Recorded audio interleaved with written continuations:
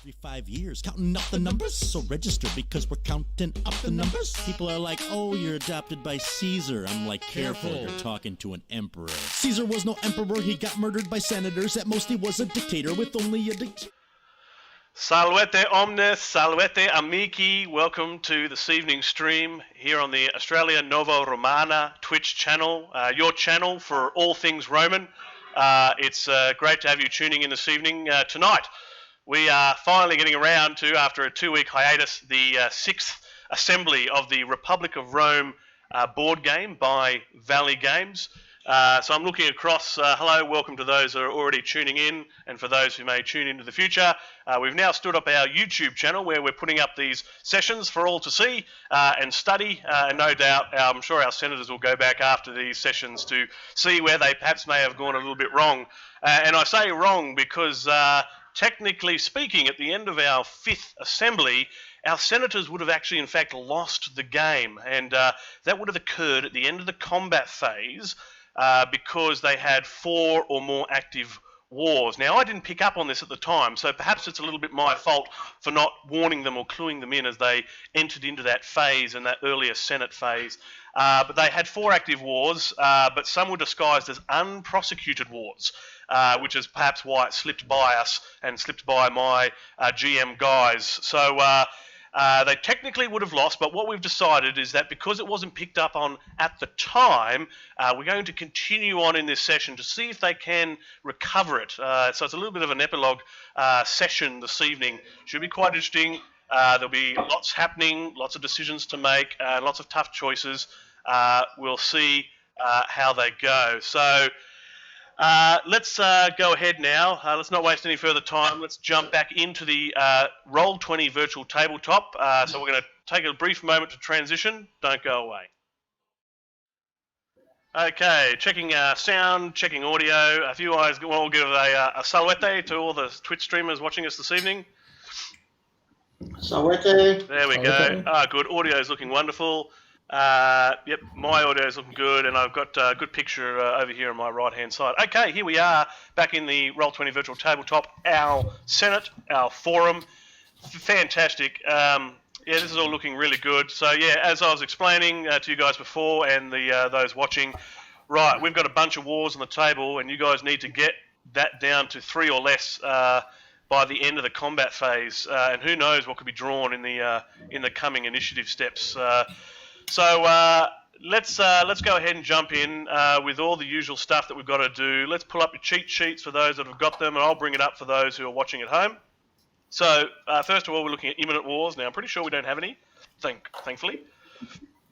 That looks good, so there's no imminent wars there. We've checked that, and now we're going to do the aging of senators. So there's been some mistakes with the aging of senators in the past. Just be careful that you are, in fact, aging the senators correctly, upping their death tokens by 1 in each instance. So if you all like to go ahead now and gracefully age each of your senators, and if people need assistance with tokens, just give me a shout out and I can move tokens or whatever the case may be, okay? So let's all up the age of all of our senators by 1. Here we go. Take your time. Let's make sure we have this correct. Okay. So for those that are tuning in while they're doing that, we'll look at, for example, the Reapers Party faction here. You can see these black tokens here. That represents the age of the senators. Anything 7 or over is considered an elder senator or an elder statesman, and that has some limitations then on the senator, i.e. they can't leave Rome, so they can't be appointed a governor, they can't be a military commander. That doesn't prohibit them from being elected into all the various major offices, but it just prohibits them from leaving Rome because they're too old and frail to get around. Now, if a senator happens to be away as a proconsul and reaches that 7 or more of age, that's fine. He can stay out there until recalled, but he won't be able to leave Rome again after that point. And what we'll do very shortly, once all the senators have concluded aging their senators correctly, we then have to double check to see that those elder statesmen continue to live on or whether they die of natural causes. And now for those... Excuse me, Woz? Yeah, hi. Could I have a 9, please? Yeah. I've got an 8 next to Achilles, but I got a swap that for a 9. All right, let me bring a 9 up for you. Okay, there's a 9 just under Julius for you. And can you just make mine above? I see. Yes, let's do that. Let's go to back. There you go. Should have worked for you now. Thank you. I'm Great. sorry, I can't remember. I had a new senator last time. Does he start? Do I put him on 1 now, or do I put him on to 2? No, it'll be just 1. So he'll be 0 years of age, and then he'll be a Cool. 1 now. So that's good. Yep. Well done. Could you take that 8 away and put it in the... Yeah, certainly. Thank you. Where will I find that 8? The 8's just next to Achilles. That's 6, you mean? Is that intentional? That's a 6. Yeah. Because Achilles was 8, he's gone up to 9. Okay. And Julius was 7, he's gone up to 8. All right, and Valerius And was Valerius 6. was 6, and he's gone up to 7. So yeah, Gotcha. it's a 6. Yeah. Good. All right, I'll take that token away there. All right, very good. Just want to double check. Don't want to Thank you. inadvertently age all of your senators more than what they should be. Yeah, I've got all my senators are old. Very good. They're all 7 or over. Now, while we're waiting, who's our highest ranking available officer right now? I've got a job for you. So I guess who's... do we have a dictator or a Rome consul at the moment? We have a Rome consul. We've got a Rome. Julius is a Rome consul. And the dictator became pro-consul, so it'll be the Rome consul here at the moment. Okay, so you're finished there, Cornelius Dolabella?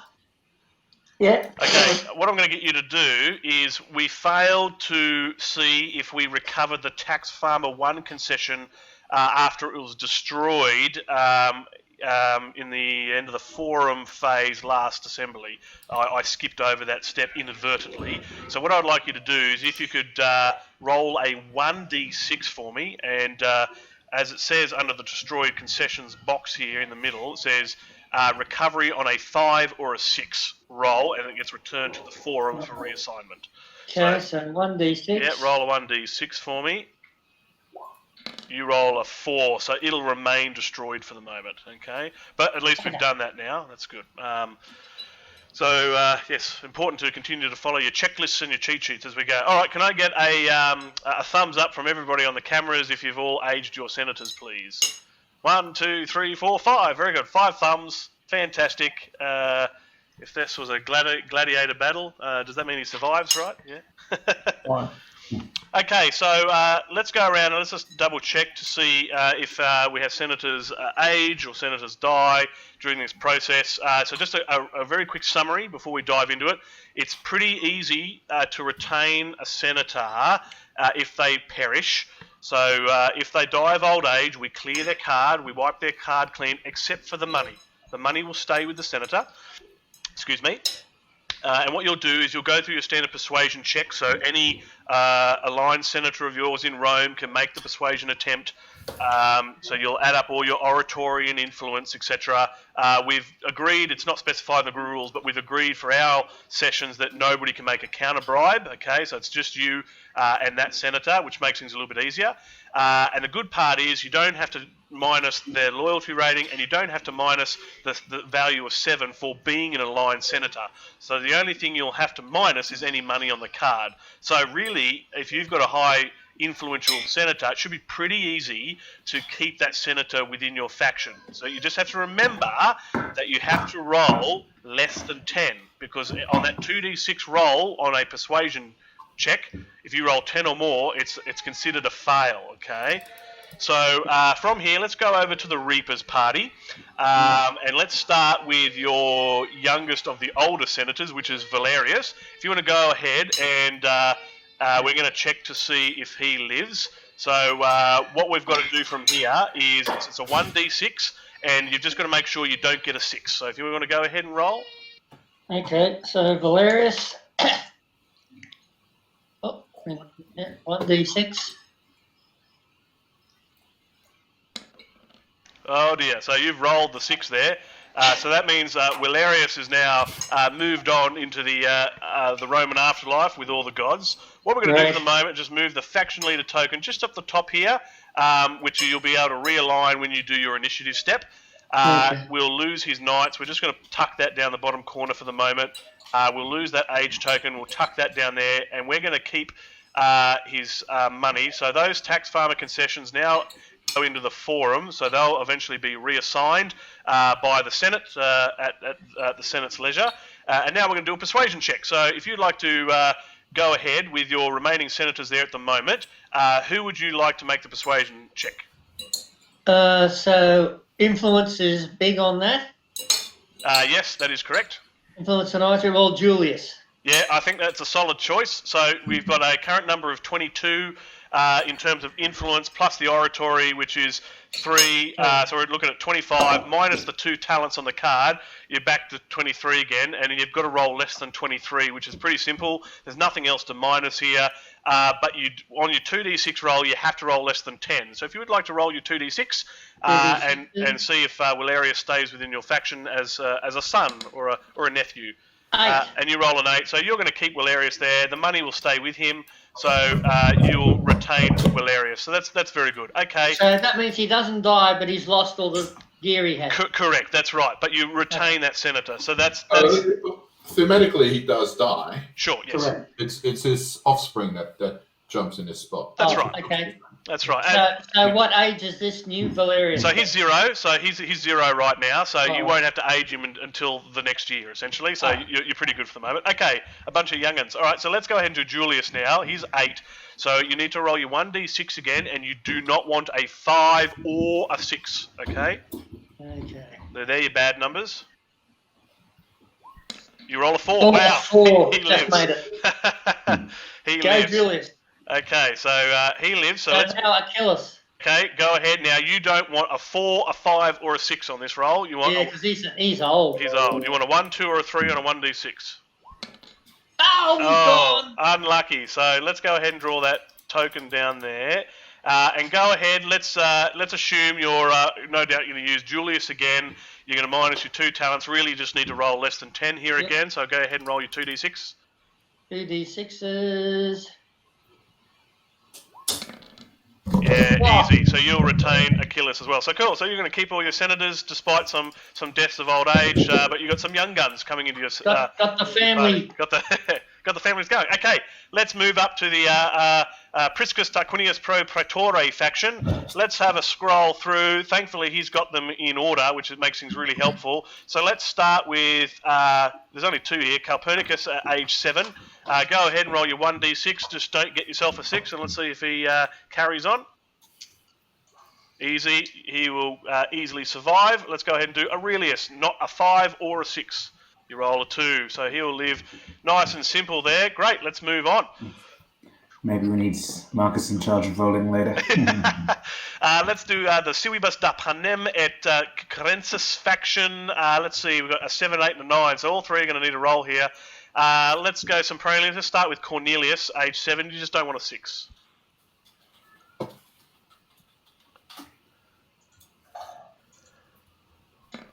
Gets a 2. Okay, so Cornelius lives on. Okay, let's do Furious, age 8. Don't get a 5 or a 6. Great. Furious continues to live. That's good news. And let's do Flaminus. You don't want a 4 or a 5 or a 6. Perfect.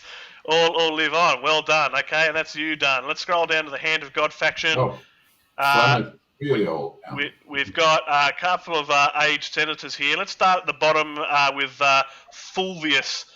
They're posthumous, so he's age 7. On a 1d6, don't roll a 6.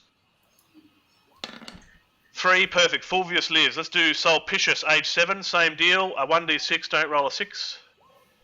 Great. Let's move on to Terentius. Now, Terentius is age 9, so there's a jump here, so you don't want a 4, a 5, or a 6.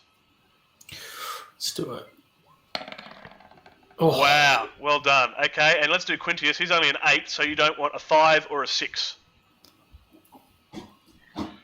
Oh, unlucky. So shipbuilding is going to go. Oh, that was a good one too.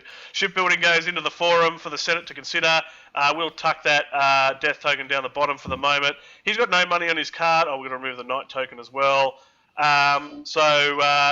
This is pretty straightforward. Let's say pick a senator who's going to do the persuading. What was the stat for it again? Influence is your big one that you want. Well, Fulvius, please. Yeah, Fulvius, I think, is the obvious choice here. No money to deduct, so it's really just on a 2d6 roll less than 10. Yeah, well done. So you'll retain Quinticus for another day. That's fantastic. All right, let's move down to the Optimates now. We've got a 3, a 5, a 1, and a 9. Those who have lost or who have died, senators have died, have to adjust influence? That is very correct. So for those that have already concluded their aging of senators, if you'd like to update your votes as well as your faction influence, that would be very good. Certainly a job to do less later. Okay, so let's have Cornelius Calum. Junius, I think it's the only one requiring a roll here. Very aged. Yes.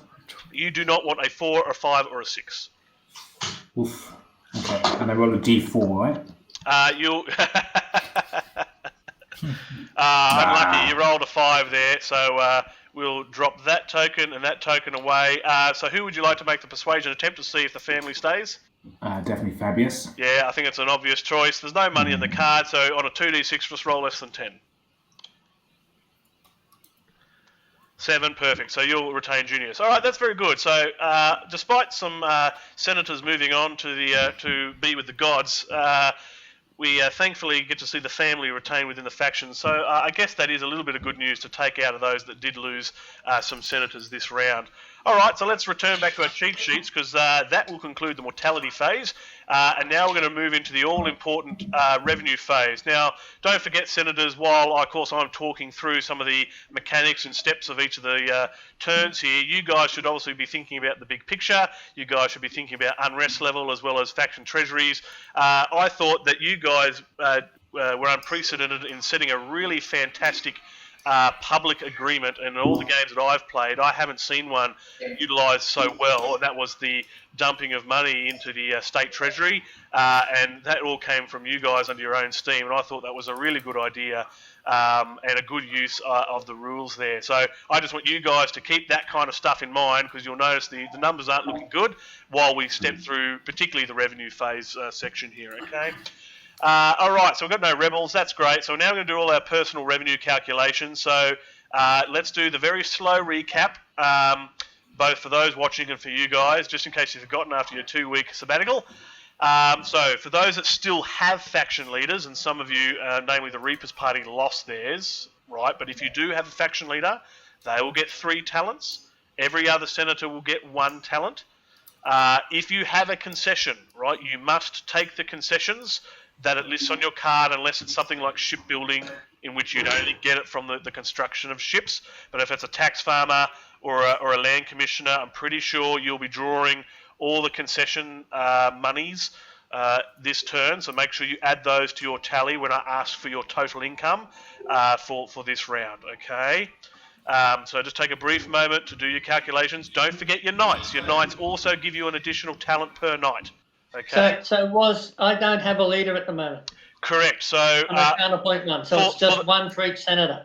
Right. So I'm going to use you as an example, and you can verify with your tally. Okay. So you've got 3 senators. That's currently 3 talents. I see a knight there. That's 4 talents. And then there's the tax farmer concession, which is a further 2 talents. So your faction's going to get a total of 6 talents this round. That sounds right. I've only got the 1 knight. You've only got the 1 knight on Julius, I see. Oh, yeah, I think at one stage I had more, but I lost one. Yeah. Okay, so let's go through now the factions, and let's see where we go. Let's start with Sempronius. How much are you getting this round? 14. 3, 4, 5, 6, 7. 14. 14, okay. 10, 11, 12, 13, 14, and I'm going to drag this up to you to make it easy, so you have to go hunting for it. Let me zoom out here. There we go. All right, that's in your area. Okay, Hand of God faction, how much can I get you today? Just let me double check. It's 12. 12, okay. 5, 10, 11, 12, okay. And I'm going to put your money in the withdrawal zone, so yours are there ready. Did you give me my money? Not yet. I will very shortly, good sir. Okay, let's do Optimates. How much can I get you? Cornelius Caleb. 8 for me, please. 8, certainly. 5, 6, 7, 8. And I'm going to drop yours in the withdrawal zone. Okay, let's go with the Tarquinius Pro Praetori faction. How much can I get you, Indominus? 17, thanks. 17, 10. 15, 16, 17, and I'm going to do you a favour as well and drag that up to you. Bear with me. I'll zoom out so I get a good view. There we go. Do this in one hit. Grab that. Okay, that's in your zone, and I'm going to get 6 for the Reaper's Party. Stand by. Thank you. 5, 6, drag that. Okay, and that's in your section, okay? All right, so this is now the redistribution step, ladies and gents. Feel free to redistribute those talents at your desire between senators, between faction treasury. Don't forget, there's still somebody banking with me, and they still have some funds. If they wish to withdraw those or add to it at this time, they may do so. Feel free to whisper to me. Or if you're not concerned, you can just ask for it. That's fine. Of course, don't forget, if you're looking to use that money for a good cause, be it the sponsoring of games or contributions, it's all got to come from a single personal treasury. So you may want to plus up a particular senator, okay? So just take your time, have a think about that.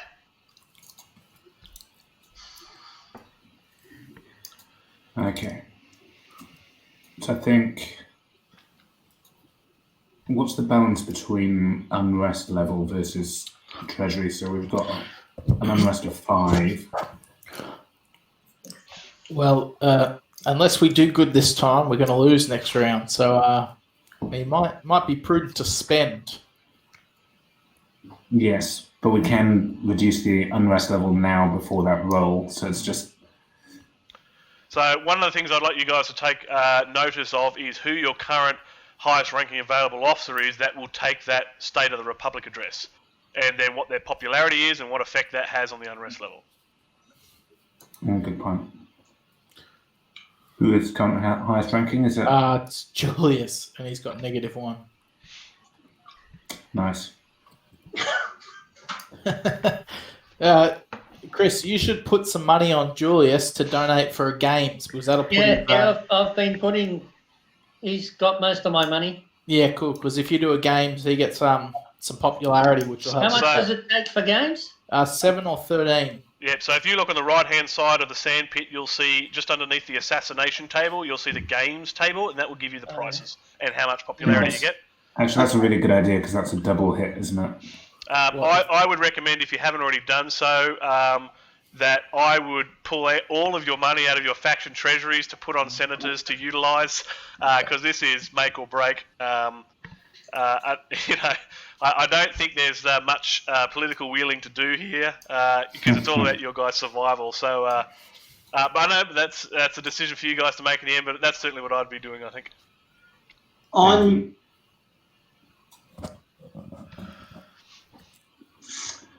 I'm happy to sponsor some games. Gladiator Gala, as long as I'm not prosecuted.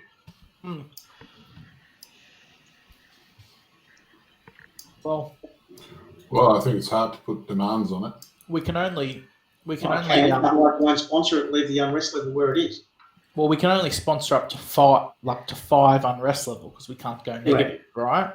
So I guess whoever wants to sponsor games needs to figure that out, because if Chris is going to, then we don't want to go over 5, so the rest of us should donate to the treasury. That's valid. So just think about which order the initiatives go in as well. So they start the highest ranking available officer and go clockwise.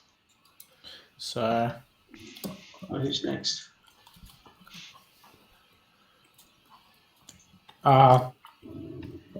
so after Chris is it Queen. clockwise? Yeah. That's right. That's right.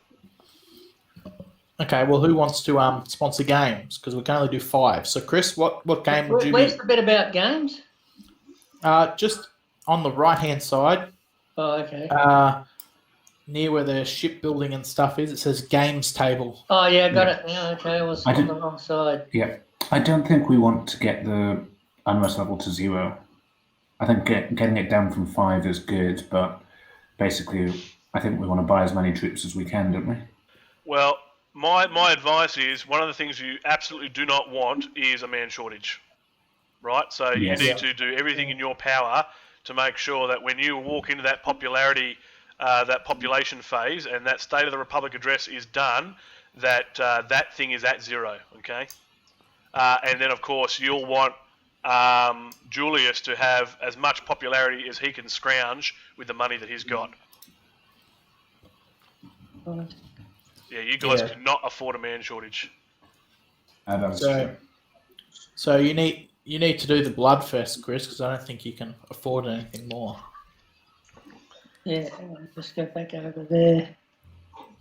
So games table, slice and dice is 7, Bloodfest, 13, Yeah, I can scrape up 13 on Julius. That would leave you 1 left over, so you're 5, 6, 7.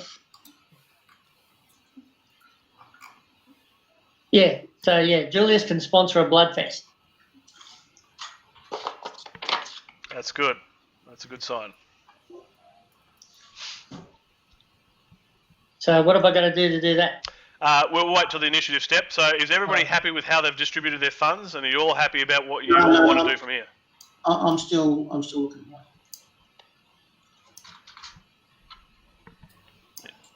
Yep, take your time. Which is all to be confident about what your next steps are. So what's a faction treasury used for again? So that I don't have to go. So that's used for counter bribes. But if you look down the bottom left of the playing area, next to the state revenue box, which talks about land bills, you'll see the little wooden area, and it says there's 2 points under faction treasury. 1 is defending against persuasion attempts, and 2 is paying maintenance on rebel troops. And by defending, it means counter bribes against somebody's persuasion attempt. Right. So if someone's going to do a persuasion attempt on one of our senators, we need to be able to defend it with the faction treasury. That is correct. And we've already had 1 attempt on a. We have seen one, yes. Yeah, exactly. Yes. So that I think then inhibits us, or would it inhibit me from having a 0 faction treasury? So I think, we need to do a public agreement that anyone who steals a senator from another one, next turn we will all retaliate and try and take that person's senators. That's an interesting approach to that public agreement. That's not what I would have thought of. Or there's an agreement not to attack, not to make a move on anybody's faction. I think it's better to have a clear consequence. There's also the senator in the middle that's got money on him. So if someone takes him and they get a second phase, they can use that money. Yeah, it takes a lot to get him there. True, you'll need a relatively influential senator, because his number that's being deducted from whatever value you're bringing to the table is 8 plus 8, which is 16. So you're minusing 16 off the bat because of the money and his loyalty. But if we all agree that there's no move on any senators this term, so that all funds can go to fighting the war, and it's a public agreement, everybody has to abide by it, don't they? No. That's why it needs. That's why it needs to have consequences. So for public it is. Yeah, public, right. You can't go against the public, and if that does occur, and the instructions sort of talk to this, then there's reparations to be paid or things to be reverted. So a public agreement is darn well binding. Yeah. Oh, sorry. Okay. Yeah. So if we all agree that there's going to be no move on any senators this turn round, then we can all empty our faction treasuries to fight the wars and survive, battle each other the next round. Now, saying that, Cornelius Calum, you don't have to agree to that public agreement. Everyone else could, for example, but you don't have to. Yeah, correct. Yeah, look, I'm willing to do that. It's logical for us to go ahead and do that, but I don't think there needs to be a public agreement for every survival step that we need to do. I agree that we don't need it for every single one, but I definitely, well, as someone who's had a senator taken from them, I do understand the concern. Yeah, I think we need it on this one. Phobia either. We can just go ahead and just like agree that we're going to all do our best to help the. I think we need a public agreement. I agree, because I'll do my best, but my best may not be equal to someone else's or all I can do. So I think that it's got to be clear that there will be no attack on senators otherwise I will hedge my bets and Same here. contingencies, and which means I won't be putting all my funds to the war, and that's the end of it. So if there's no public agreement on it, and everybody agrees to it, then it's every man for himself, and the Republic, whatever happens to it, happens to it. And Rome will probably fall. Why would it fall though? Because we're all looking out for the same thing. Yeah, but I aren't we? think If it's not a public agreement, I just maybe not don't want to everyone live will. in any state where everything has to be spelled out and there's a law against doing everything wrong and things like that. I think there has to be some level of independence, and we're getting rid of that. I think there has to be trust before you can do that, and I don't believe it's trust. Well, I disagree with that as well. But yeah. well, I'm happy to make any public agreement that wins us the game, guys. It doesn't make us lose. So Yeah. I'm for the public agreement.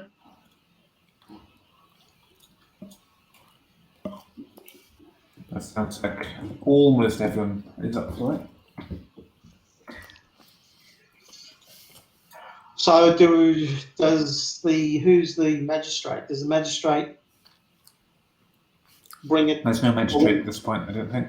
it's just a public agreement. Right, isn't so it? it's every man is equal when it comes to these public agreements. Well, Julius has got the presiding magistrate thing. Yeah, but that doesn't come into play at this point. So, Indominus, you're not agreeing to it? No. Okay. Just out of principle. That's not what I stand for. I'm not agreeing to it either then. Well, You guys just let me know when you guys are ready to move on. Yeah. Because we can't donate to the Treasury later either. Like, it has to be done now. okay, Which is but a slightly bizarre rule. Right, it's going to happen in the Okay. next 2 steps. so can the rest of us outweigh Tarquinius to make a deal? I mean, you guys, for those that do agree to the deal, can make a deal, and therefore it's applicable between whoever makes the deal. But anybody else who doesn't agree to the deal is not bound by it. So I think we can revert to the option that I put forward previously, which is if somebody does deal, then all of the people who enter into the public agreement will try and persuade that person's senators in the next round. Not try, obligated to. Obligated to. Yeah.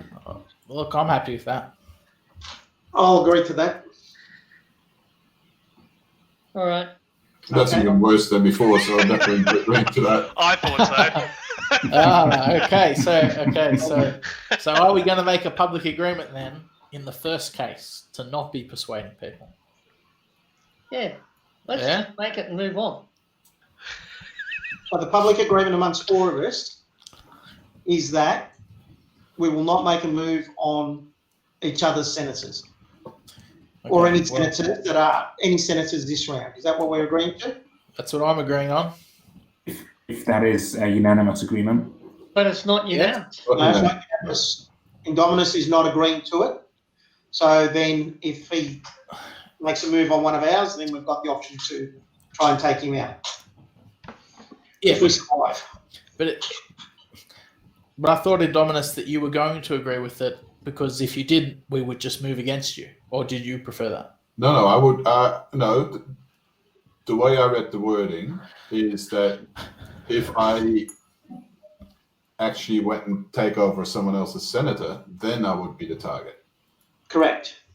I'm not saying that I'll do that. I'm not saying that I won't do that. I just don't think we need to have an agreement to specify that because it's against the benefit of Rome. Okay, well, I agree. I think the second case one that we will retaliate's fair, right? Yep, I agree to that. So there's 4 of us that agree to that. Okay. Okay. Yep. All right. So if the scriber hopefully is capturing that public agreement as per normal, Yes. and which parties are subscribed to it. So I've got someone at the door. You're right. Take your time.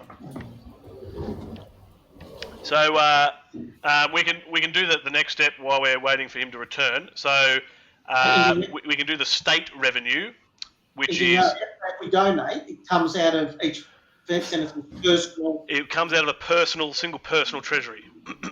and it can be any denomination. It can be any denomination. Of course, at the particular milestones, you'll get influence, right? So if the Quaestor would like to update the state treasury by 100 talents, and then we will wait for the scriber to return before we move on. But at least we can get 100 talents into the bank.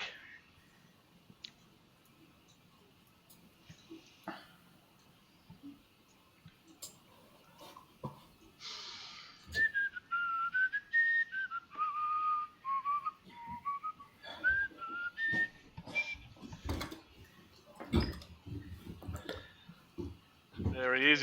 He's coming back. Hello there. Hello. Yeah, he's got his earpiece in. It's all right. No, take your time. It's cool. All we've done at the moment is the Quaestor has just added 100 talents to the state treasury. We just wanted to make sure that you have successfully captured the agreement just made and who has subscribed to that in the Facebook page as per normal, or on a separate paper. You can do that later, of course. The update. Yes. All right. So. Yep. So everyone apart from Marcus agreed. Okay, so everyone is happy to what the public agreement is. Is there any doubts about that? Yeah. I think everyone If sounds somebody happy. tries to pick somebody else's senator, everybody else is going to gang up on him. Right, so the public agreement is not to not persuade someone, it's you are obligated to attack somebody who persuades somebody else. That's what the public agreement is, the way I understand it. No, it is to not attacking, not making a. Okay, so that's a part of it, is it? Yeah. Okay. Aurelius agree that if any, this is public, yeah. Yeah. So I haven't put that bit about not doing it. I've just said that we will all agree to retaliate. Right. So the not doing it was not in the original public agreement. That's what I wanted to clarify. Sorry, I missed that part. So there's some doubt as to whether there is a prohibition on actually persuading as a part of this public agreement. No, I think there should be. Well, that's what we wanted to start with, but then he didn't want to agree to it. No, that's fine, but it doesn't have to be unanimous. But the fact that we all agree that we're not going to do it means that if one of us does, because it's a public agreement, there's actually other repercussions that come on top of that for one of us four, which I think is fair and reasonable. Okay. So we'll just make sure that you're right. We'll just make sure the scriber is happy with all that. So I'm going to make a public agreement with myself that if anyone attacks me, I'm going to take them out. It seems like we can do just about anything in this case, especially since you don't need unanimous agreement between them.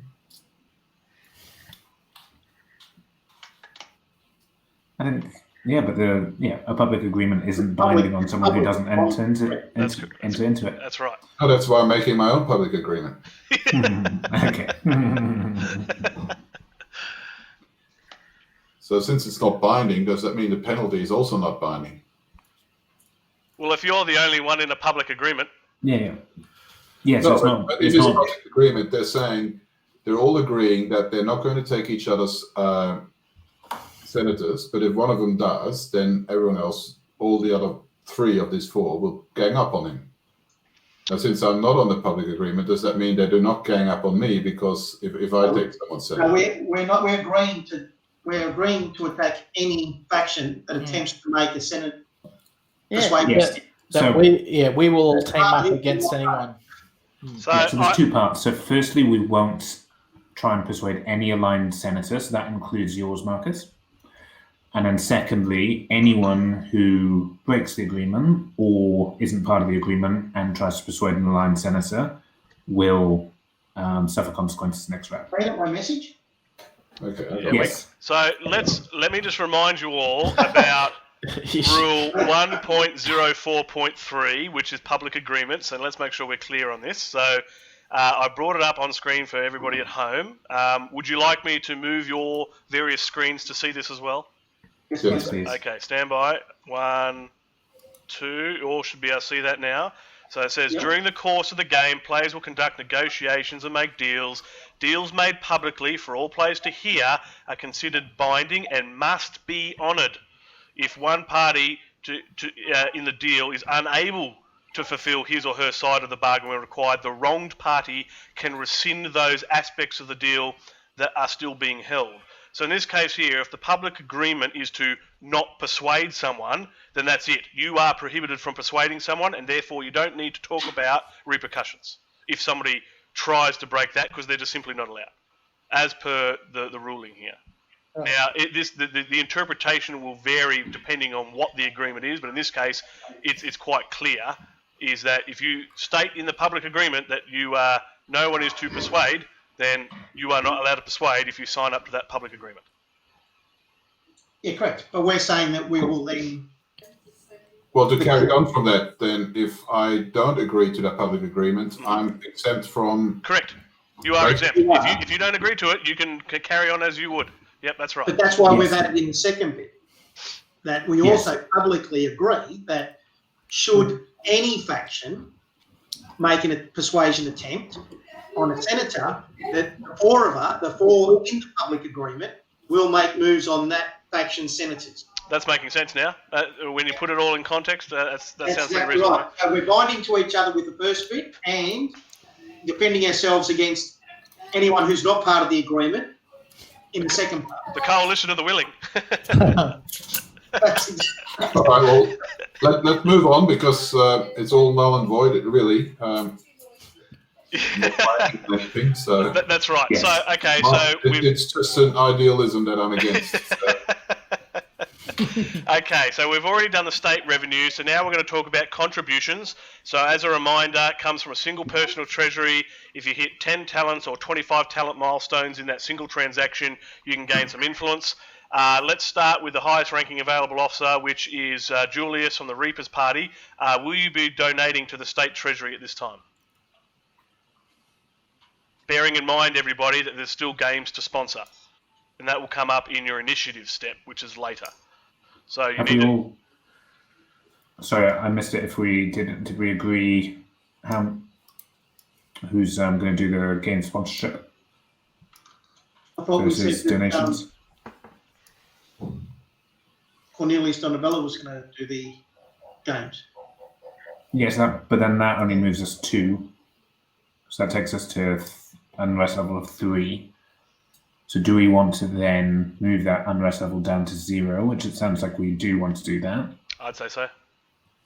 So given we've got to donate to the treasury now... I'm going to sponsor one game, 7 gold. So you'll do a 7. So that takes us to 2, so we need 2 more. Well, we don't need to go to 0, right? Well, I'd strongly recommend it, unless you can guarantee a really good roll to come out of Cornelius Dolabella. And we have never had really good rolls. I have full confidence in him. Just not Julius, that's all.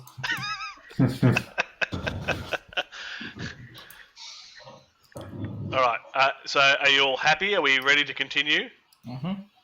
Okay. So I'll ask the question again of Cornelius Dolabella. Is anybody donating to the state treasury at this time from your faction? No. Okay. Moving on to Indominus's faction, Tycoonius Pro Praetor. Is anyone donating to the state treasury at this time? Yes. Cato the Elder will be donating 10. 10, all right, that will give you 1 influence. So if you drop that in the sandpit for me as you are doing, that's fantastic. And then, of course, if you'd like to either run a tally or you can update on the fly to the state treasury, I'll leave that up to you. Perhaps pooling the money in the sandpit's a good call to begin with. But yeah, don't forget your influence. Yeah. I think you're doing But, it. can we have all the money that's donated put in the sandpit? Great, good idea. Do it in one hit, that's good. All right, so while he's updating his 1 influence there, let's move across to Sempronius and the Civitas de Panem faction. Anybody donating to the state treasury? So we've got the games covered, is that correct? No, Between... Well, we've we're not up got to 2, that point yet. 3, so we need 2 more. So if you do one, and then whoever's next does I one, I can do a game as well if we both need to do Okay. one. I'm going to do a blood and Motsy. Okay, I'll skip doing games, so I'll just donate all mine whenever it comes around to me. Okay, so I'll donate 10, 20, 30 to the state treasury. Woohoo. All right, drop that into the sandpit on the existing pile of money that you'll see there in the sandpit in the forum. Down the, so the Quaestor can add that up at the end there. So you've donated 30 to the state treasury, and if we look at the that special part of the board, which talks about donations, how much influence does he get? So he'll get really 3 influence from that. So you can add 3 influence to that senator who made that donation. Oh, let me get these coins out first. Yeah, you're right. So if you're clicking and dragging, anything that touches the box or intersects that box will drag with it. Yeah, I know. It's not necessarily fully enclosed per se. I've moved it into sandpit for you. Thank you, and that's all of it there. So that's just 20. You said 30, right? Yeah, no, there's another 10 coming. That was the 10 I was trying to All grab. right. So it's coming in now. Yeah, I'm looking up at the money here, so I'm making sure. Yeah, there's the other 10 there. Okay. Already doing it. Okay, so what we're doing? 10 already in there. That's right. So, Sempronius, what you can do now is add +3 influence to the senator that made that donation. So I think that was Cornelius, 14. So you'll go from 15 up to 17. So you can change that 4 out for a 7. Yep, we'll do. Perfect. Let's go down to the Hand of God faction. Is anybody from the Hand of God faction donating to the state treasury at this time?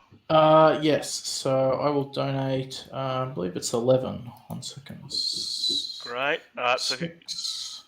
Yes, 11. all right, jump that in the sandpit with the rest of the money. You'll get one influence for that to Claudius. So I think that's who that's coming from. So you'll go to a total of 5 for him now. So you grab yourself a number 5 grey token, not the knight token, which some people have been doing. Great. And while you're updating your influence for Claudius, let's move on to the Optimates. So the Optimates, are they anybody donating to the state treasury at this time? Yes, I've got. What's it go? So that's been such drag. I am going to donate my entire savings, which unfortunately is only 13. Okay. From Fabius to the state treasury. Sure. All right. Take your time dragging those to the sandpit, and of course he'll get a single influence point for that. So make sure you don't forget that as well. And then just give the Quaestor a heads up once you've finished moving your currency across, so he can do the final tally.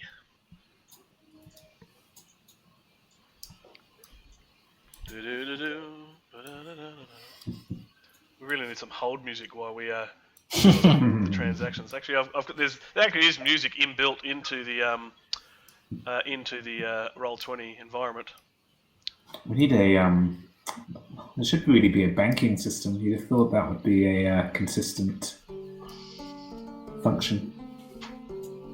Did you just turn it on? Yeah, I did. I was going to say. All right, there's the money from the Optimates. Okay. All right, so the Quaestor, we'll leave the Quaestor now, add all that up, and when he's happy, I'll take that money away to the bank. Oof. How much did you say? It was 10, 15, 14. 13 for me. 13. 13, yeah, 13. Okay. So we have a total of 10, 20, 30, 40, 50, 64. Let me try again. 10, 20, 30, 40, 50, 64. All right. 64 donations. That's not a bad haul, folks. That's pretty good. All right, so I'm going to drag that money away to the bank. If anybody attacks my senators, given I gave up 30 of that, I'm very, very angry. They'll be hell to pay. It's hard to If I get get more and take my field consul marker and I'm leaving. Packing up and going back to the farm. That's right. All right, so the Quaestor is now updating the State Treasury, and what does that leave us at there, Quaestor? We are now at 174. All right, now let's attack that now with some debts. So let's start with calculating the total for our legions and fleets, noting your fleets are sitting in the fields of Mars, and I think you've got 6 legions still on the war card at the moment. So -2 for each of those. If somebody wants to do a total tally and let the Quaestor know. 30 all up. 30 talents, all right. You can deduct 30 talents from the State Treasury. Of course, you could do a running total if you like, because now you have to do -20 for every active and unprosecuted war. So 4 by 20 is a lot. So that's -80 talents. Jesus. From the State Treasury. So how much is left? And you've got a minus a further money for the land bill. And how much does your land bill cost? 10. And then go ahead and add minus another 10 for the land bill. You like to take donated. pleasure in this, GM. He does seem like it, doesn't he? He does. That's managing force. Come on, GM, you can think of more than that. Let's see, what other debts can we come up with? No. All right, so you've got no local forces to worry about at this point, and you've got no governors, unfortunately, either. So what is our State Treasury sitting at right now? 54. 54. Guys. Right, okay, so let's go ahead. Let's dive into initiatives. We're all relatively familiar with how this works. Let's go to the Reapers Party, who's going to lead It would the have way. been a lot worse if we didn't have the 64 donation. Yes. Yes, very true. Very true. Okay, all right, over to you there, Cornelius Dolabella. Go ahead and roll your 2d6, and let's see what you get. 7 for events. And what is this for? This is where we're in the initiative phase now, so we're going to check for events. That's a 2d6 roll. Yeah, and then, but what am I? I'll let you know. You Okay. just roll 2d6 first. Oh, yeah. All right, so that's not a 7, so I'd like you to draw the top card from the Early Republic deck into your hand, and you can do your usual check for red text or black text. Okay. Okay, I said draw it. Where'd it go? Did you type a 1 into the box as normal? Oh, no, I forgot to type Yeah, it. you type your 1 into the box. Got to type a 1. Okay. And then your hand will go from 3 to 4. Okay, so there'll be a new card in your hand now, which is the card deck above your camera. Click on that and have a look at that card for me. Is it red text or black text? Hang on. Take your time. Oh, red text. You keep that. That's a good one. You hang on to that. Okay. Yeah. All right. Let's go through the rest of your initiative step now. Would you like to make a persuasion attempt at this time? I don't think so. That's got nothing to do with sponsoring the game, has it? No, it's got nothing to do with sponsoring games. No. Okay. Well, I don't have any money left to do anything else, so no persuasion attempt. Sure. Okay, let's go ahead and roll you for a knight. Who would you like to try and go for a knight this time round? Oh, now is it influence that's good for knights? Or No, it's just a 1d6 roll. You want a 6. Of course, you could donate money if you wanted to, but I don't think that's your intent at this point. No, I don't really have it. Well, I'll let Valerius roll for a knight then. Go ahead and roll a 1d6. Let's see how you go. You want a 6. 1d6? Yep. Gets a 1. Unlucky there. Okay. Now, you'll be no doubt sponsoring games, I take it? Yes. All right. So, Julius will. What will you be buying today in terms of games? The blood and what's he want? The Bloodfest, which is worth 13. Bloodfest, that's it. All right. Yeah, So I've got 13 just for sitting under Julius there. I see. I'll take that away. All right. So if you'd like to go ahead and update your popularity, you can go from a -1 now to a 1. Woohoo! That is the best side of popularity to be on, is the positive. All right, so I'll dump that money into the bank there. Very good. And you're going to update your little grey token from a -1 to a I think it's a light grey number 1 in popularity. And if we could then also please Quaestor drop the unrest level by 2, please. Wait a minute. So we're going to go from 5 unrest level down to 3. And if you have the Quaestor do that. Yep. That is all positive directions.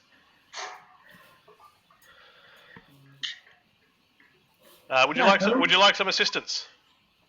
Who, me? Yes. I'm trying to get rid of that -1. Yes, please. Every time I try and grab it, I end up with the chest instead. Yeah, not a problem. Yep. So -1, and you want a +1. Yes, please.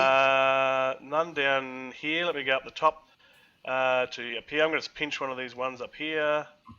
There we go, and I'll pop that onto his card. There we go. So you're now +1 popularity.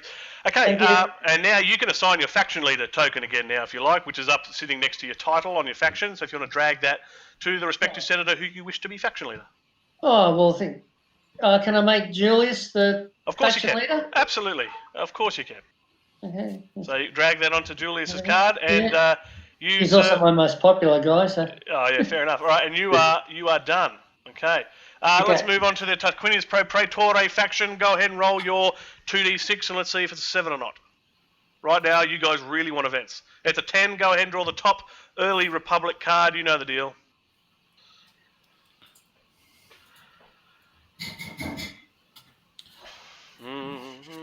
Okay, what is it? Where's it gone? It's in the cards above your camera. Right, okay. It looks black. Oh dear. All right, drag it into the sandpit for us. Let's have a look. Oh God, here we go. Another war. All right, guys. I'm sorry about this. No, don't do it.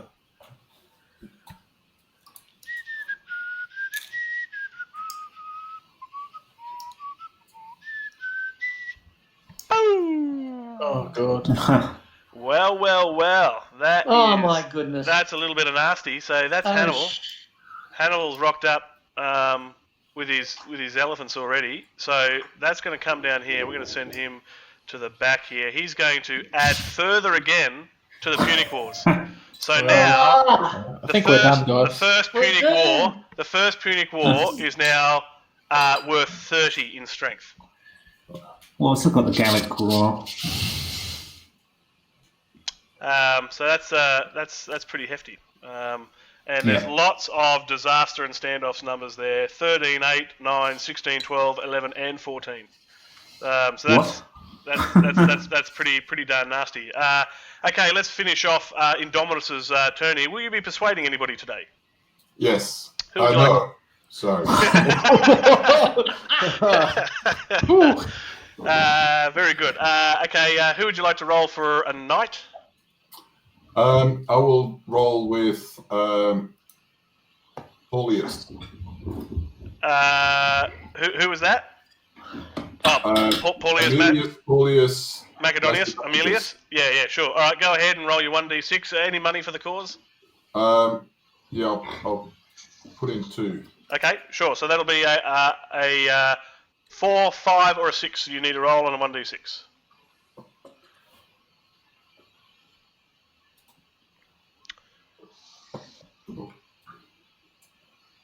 Was that your roll just then, was it? Yeah. 2. That's unlucky.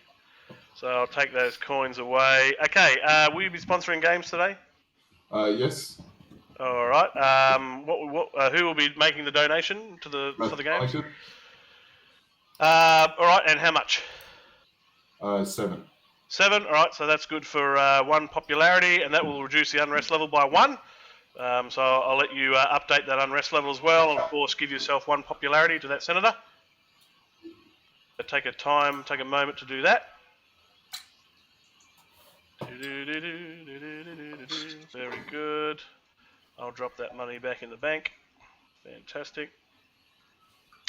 And while I think about that, will you be changing your faction leader today?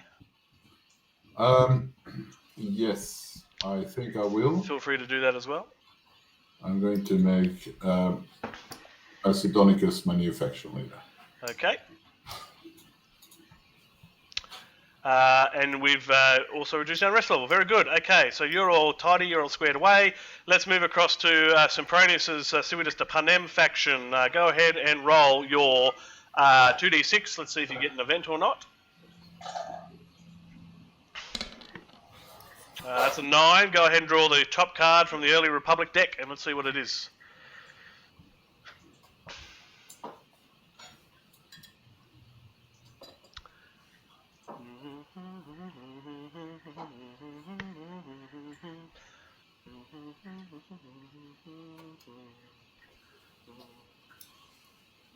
It's red.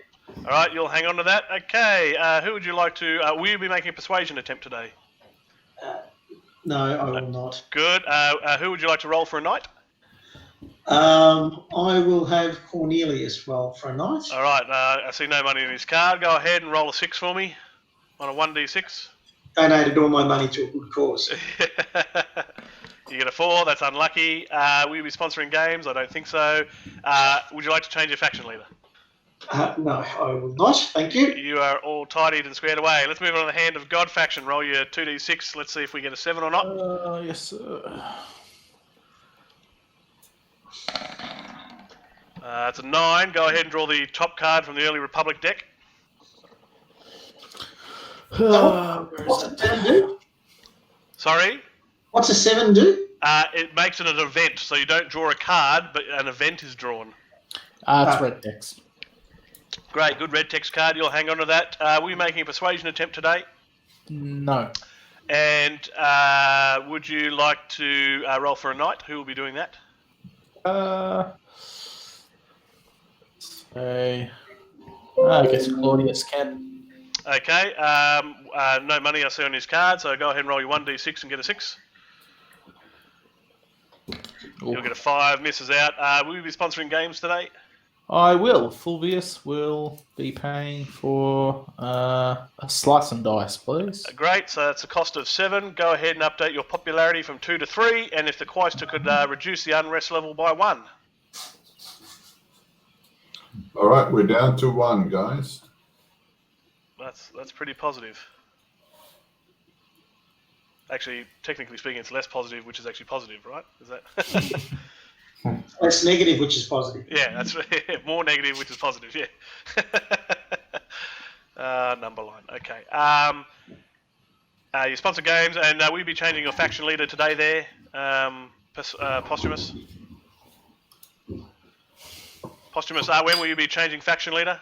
Sorry. You're right. Nah, he's fine. He's fine where he is. Very good. You've updated your popularity. The unrest level's down. Very good. Okay. Optimus, go ahead and roll your 2d6 for me, please. Let's see if you get a 7.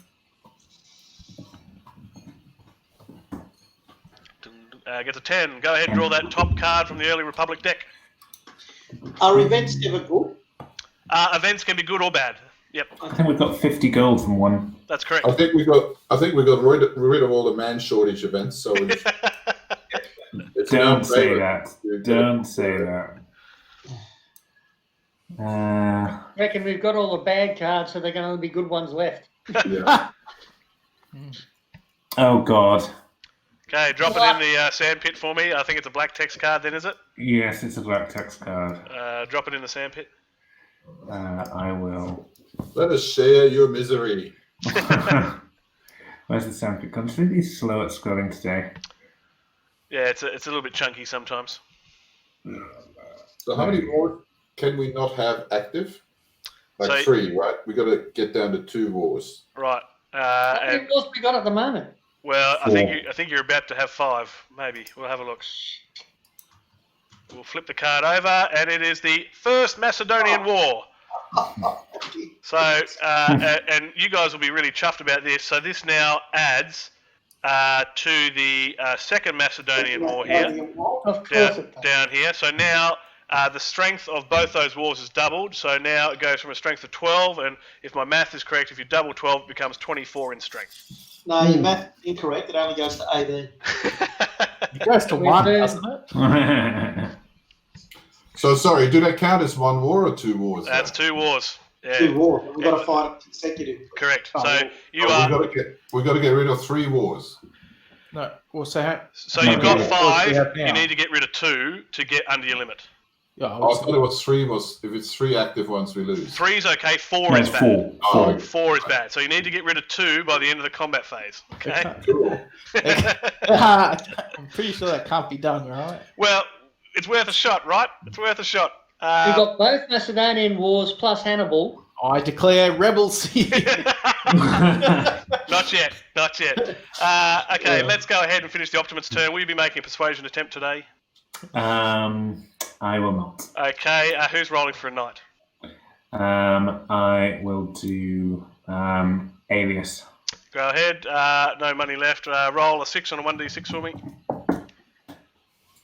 5, unlucky. Will you be sponsoring games? I take not. Nope. And any change of faction leader? No. All right, let's go ahead and bid on the 6th and final initiative. Starting with the Reapers Party. Any bids from you? Of course, 1 talent, I think, is the first bid that you need to make, or 0 is in fact a first bid. So I'm Does assuming that have to come from a personal treasury? it has to come from a personal treasury, yes. So Nobody's got any money in my party. right, so right, I guess the Reapers Party is putting in with 0 talents, I take it? Yeah. All right, so 1 or more talents from you, Indominus, if you'd like to play Yes, for one the talent. initiative. So we're at 1 talent. Let's move across to Sempronius. You've got to beat 1 talent if you want to play for this initiative. Well, unfortunately, I put all my talents to the benefit All of right. Hand of God, I think, is the same. He can't beat that, and Optimus can't beat that either. So for the cost of only 1 measly talent there, which you're perfect. You're going to take that 6th. I think you've won every 6th initiative this entire game, I think. Really I like thought it. it was a good strategy to have. Yeah, go ahead and roll your 2d6 for me, and let's see what happens. He gets 10. Go ahead and draw that top card from the Early Republic deck, assuming there's any cards left.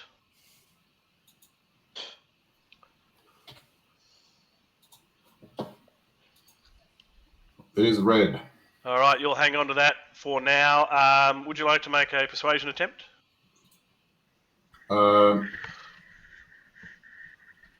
He's thinking about it.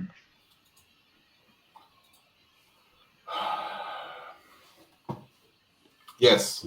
All right, who is your target? Hand of God, Quinticus? Quinticus. I just say it really fast to avoid making it sound like I missaid his name. Okay, so let's go ahead and do our sums, shall we? I'm going to pull out my pen and paper. So this is the trick, right? He waits to the end when we can't retaliate. It's a great strategy, right? It's a great strategy. So we're not doing prosecutions. I'll put that away. We're doing persuasion attempts. Who is the senator making the persuasion today?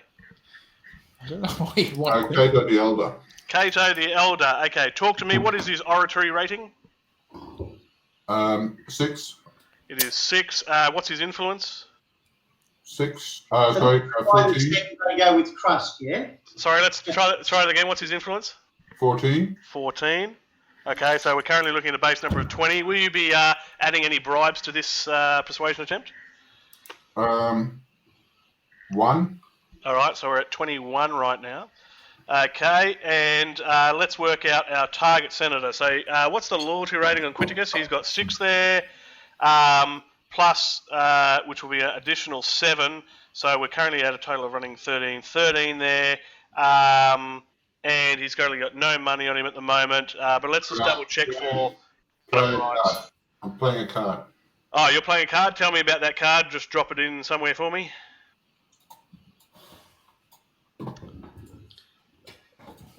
He flips it over. It is no doubt a blackmail.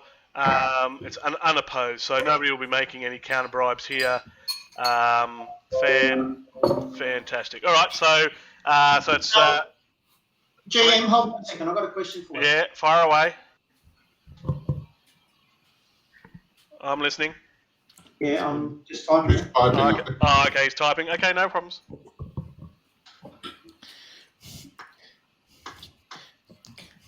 Can we make a law to jail Cato the Elder? We can definitely censor him. Yeah, I think censoring him. We can prosecute some people, I hope. That's true. What do we have to lose? No is the answer to that.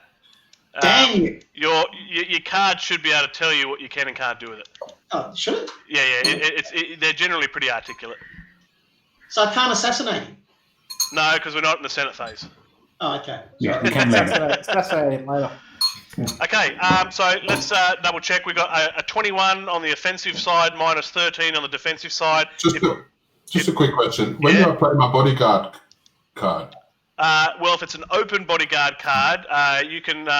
Well, the card should tell you when you can play that. I think it says any time, but generally at any other time, you're playing them at the resolution phase. Okay. But yeah, your card should turn. I think in the case of bodyguard cards, I think if it's an open bodyguard, they can be played at any time, but the card should specify. So let's just double check the maths. 21 minus 13 should be 7. Is that correct, everybody? Quick math. 21 minus 13, that's 7, yeah? That's 8. 8. Yeah. 8? It's 8? Oh, my math was wrong. I was off by 1. Oh, yeah. You're an engineer. No, that's right. I'm an engineer. I'm terrible at math, right? That's very standard for all engineers. Okay, so we currently got a base number of 8. He needs to roll on a 2d6 less than 8. Go ahead and roll that 2d6 there, Indominus. Oh, he gets it too. So Quinicus is going to leave on a holiday and never to return. So if you'd like to grab that card, or you can be mercilessly handed over. I don't know, however it's going to run. There we go. He's actually running by himself to me. You wish. Great. Okay. Will you be rolling for a knight? I'm assuming you will be. Who will be doing that? Macedonicus. Fair enough. Right. 1d6. See what you get. Oh, he gets it too. Grab yourself a knight. Well done. And add that to his card. I don't think there's enough money to be sponsoring games there, but we'll be changing faction leader at this time. Yeah, I might actually. For sure. No, actually, sorry, I'll leave it. I'll leave it as it is. Not a problem. Okay, let's go ahead and put Rome in order, everybody. First of all, as per the cheat sheet, we're right down the bottom on the left-hand side. All senators holding a major office right now get a major marker. So, Rome consul, field consul, pro consul. If you're the master of horse, make sure you grab yourself a major marker. Pontifex Maximus, I don't think you guys have one, so you don't need to worry about that. But go ahead and grab those major markers, throw them on your senators. Up to Roman consul, so I've got to have a major marker. You've got to have a major marker, that's correct. Where do we get these? Left-hand side, next to the influence track, you'll see all the red tokens. All right, okay. Yep, so Sulpicius from the Hand of God will need one. Furious will need one. Who was the field consul in your party, Sempronius? Can you prosecute He's me? got one on him already. I'm away. I'm at war. Yeah, but you can still be. You're still got to have that major marker. Okay. But right, you are currently exempt because you're not in Rome. So, but nonetheless, you can see that you were in fact guilty of corruption. There seems to be. Have we reached the update our influence and that yet, or we haven't got that yet? Feel free to do that at any time. Yeah. Shit, where'd my thing go? There it is. Okay, that's looking good over there. Alright, that's fine down there. Okay, what we need to do... Is censor a major? Yes, it is. Censor will also get a major marker. That's a bit of a shitty. Prosecute yourself. Yeah. Okay, because we have the Second Punic War active, we need to see if any tax farmers are destroyed. So, Cornelius Dolabella, have you finished? Are you ready to do a roll for me? Oh, what? Roll for what? Okay, I'd like you to roll a 1d6 for me to see if any tax farmers are destroyed. Oh, okay. Yeah, just roll a 1d6 and we'll determine the outcome from there. Rolls, sure enough, a 6. Does anybody have... I can see tax farmer 6 in the middle. So tax farmer 6 is going to go from the forum to the curia down here. Okay, over here. So tax farmer 6 it goes to the bottom, which it has been at the bottom. Right, so immediately we're now going to see if we can actually recover those farms back to the forum. So again for you, Cornelius Dolabella, can you please roll a 1d6 for each of these cards? So go ahead and roll 1 first of all. We'll see if you get on a 5 or a 6, we can get tax farmer 1 back. No, so that'll stay there. And roll again for tax farmer 6. Roll a 1d6 again for me. And gets a 6. So we're going to actually rescue tax farmer 6 back into the forum again straight away. That's very good. Well done. So we saved one of 2 farms. Not bad. Not bad at all. Okay, so we've wrapped everything up there, putting Rome in order. Okay, let's move on to the population phase. We're now going to add +1 for every drought and unprosecuted war. So from here, technically speaking, the first... So we've got 1, 2, 3... the First Macedonian War is in fact an active war, so you've got 3 unprosecuted wars, so you need to increase your unrest level by 3. Back to 4. Back to 4. All right. Now, as per the usual requirements, we're now going to have the Rome consul give his speech, and then he's going to roll his 3d6 with his popularity modifiers. And once he rolls that 3d6, we will, in fact, be in the Senate session. So all Senate rules apply. And there, the Rome consul as the presiding magistrate, his first point of order will be to elect a new set, propose a new set of candidates for the consulships. So we'll go from there. So over to you, Cornelius Dolabella, on behalf of Julius from the Reapers Party. Let's hear your State of the Republic speech. And when you are finished, go ahead and roll your 3d6. Okay, fellow senators, people of Rome, we are in dire straits at the moment. We have several wars. We all need to work together for the benefit of Rome and to save the people of Rome. And I think that's pretty much it. We need to work together because we are in a whole shitload of trouble. Yep, that is for sure. Okay, so noting the unrest level is 4, you've got a popularity of 1, so really the modifier here will be 3. So it's going to reduce your roll by 3 on your 3d6. So I want you to roll the best 3d6 you've ever rolled. Okay. So I want to roll 3 6s. You're telling me? That would be marvelous. Everybody waits with bated breath. Oh. 9 minus 3, 8, 7, 6. We're going to add +4 to the unrest level, and boy, you guys are lucky. There is no manpower shortage. Oh. But you do go up an additional 4 to the unrest level if the Quaestor wants to deal with that. It was right in between them. So did the unrest get better or worse? Worse, a lot worse. It got worse, but we didn't get punished. It got a lot worse. And at this level, if you did not repair that unrest level, you'd likely be smashed by an unruly mob come the next population phase. So, but I have a very sneaky suspicion we may not get to see that day. But we'll see. You're not going to survive the wars. There's always hope, right? We do have a couple of good leaders here to go off. And look, there's still an opportunity to roll all 6s across the board. It's right? all the luck of the die roll. We're cursed. Okay, so we are now in the Senate phase. So again, back over to you for Julius and Cornelius Dolabella, if you want to launch into that first proposal and discussions. First proposal. Which is candidates for the consulship. Candidates for the consulship, right. I propose... Hang on, I just want to pull you up on terminology. You can't propose. May I suggest? What was that? May I suggest that we send Aemilius Paulus Macedonic off to war? He's got a military of 5. A military of 5. Anybody got a higher military than that? I don't believe that. What party's he in, sorry? I've got... What party was he in, sorry? And Maximus... What's Fabius Maximus? Is his 5 as well? It's covered up by the... He's 5 as well. So I'm going to jump in here as a point of interest to try and help us out as much as possible. So you'll obviously be electing 2 candidates, right? You're going to obviously be wanting a very strong field consul to go out on his own because you have no choice. You must send out 2 forces to bear any chance of surviving. All right, so that will be, I think, you should be your default answer because you need to win 2 wars.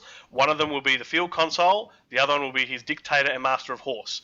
So have a think about who could be appointed as dictator and master of horse when you make your proposal for the consulaships, noting that you'll want a strong field consul as well.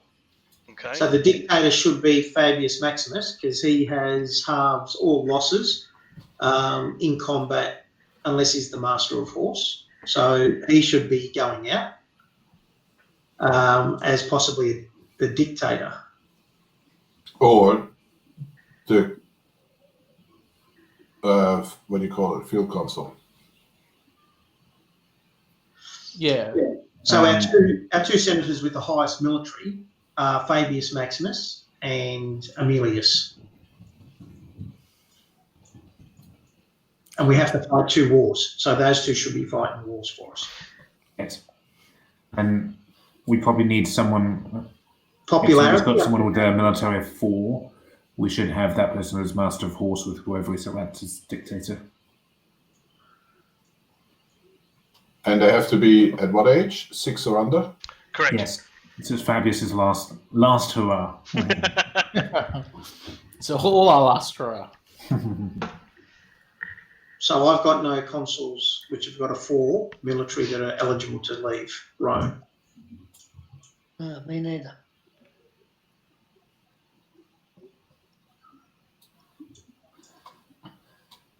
Yes, they have to be less than 7 to be able to leave Rome.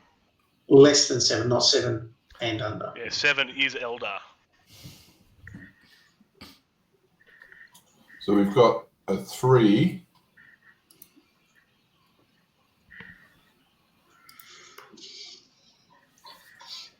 So Fabius, he's, what is he, 5? 5, yeah. 5 years old and he's got a military of 5, so he can go. Yes. So can Aemilius. What party's Aemilius in? Protera, Tarquinius party. For Rome consul, we need a high popularity to get the unrest down when he makes his speech. Is that correct? Technically a good popularity on a Rome consul is good for the population phase, yes. Okay. Cornelius. He's got popularity of 4. Is anyone with a better Yeah, popularity? hang on. There's the Rome consul or the dictator. Who's going to do the State of the Union address? It'll be the Rome consul dictator, or hopefully be fighting a war. Hopefully would have won the war. Would have won the war. And will return subsequently. Yeah, so the dictator we need- goes off to fight the war and the proconsul stays to make the speech. It's the next highest ranking available officer, so that could be anyone. So if you sent the Rome and field consul away to a war, for example, then the next highest ranking available officer will then conduct the as presiding magistrate, which I think is the censor. It's what ranks the censor on his card. Last time we made the mistake of Yeah. picking Julius as the. We picked Julius and sent him to war. Cato the Elder has the highest highest popularity. Well, He does, but there was that point in we've got to assume we're going to win, because if we don't win, we're not coming back. So it's the That's dictator. So Yeah, it's so the we want dictator to who'll send come the strongest military people over to do it, and the guy with the highest popularity can be the proconsul at home. Yeah, I mean, you can't make Fury- Cato the Elder the dictator anyway, so... Yeah. Yeah, he can be the proconsul. Well, if you're hanging around at the moment, make sure you're updating your faction influence and faction votes as well. Making sure that's all correct. Yeah. So Both the influence Fabius would only and change if the senator's influence changed. Yeah, that's correct. But you can do a quick tally run through now. So for you, it's 22 plus 5 plus 3. There you go. Yeah. you might also, when people died, there might have been a loss of knights as well, which will affect your votes. Correct. So it's oratory plus knights for your faction votes.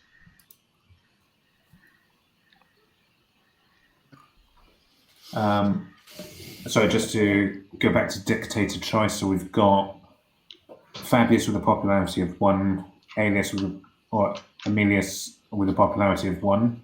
so should we actually It's the same. should we have a look at which wars we're going to fight?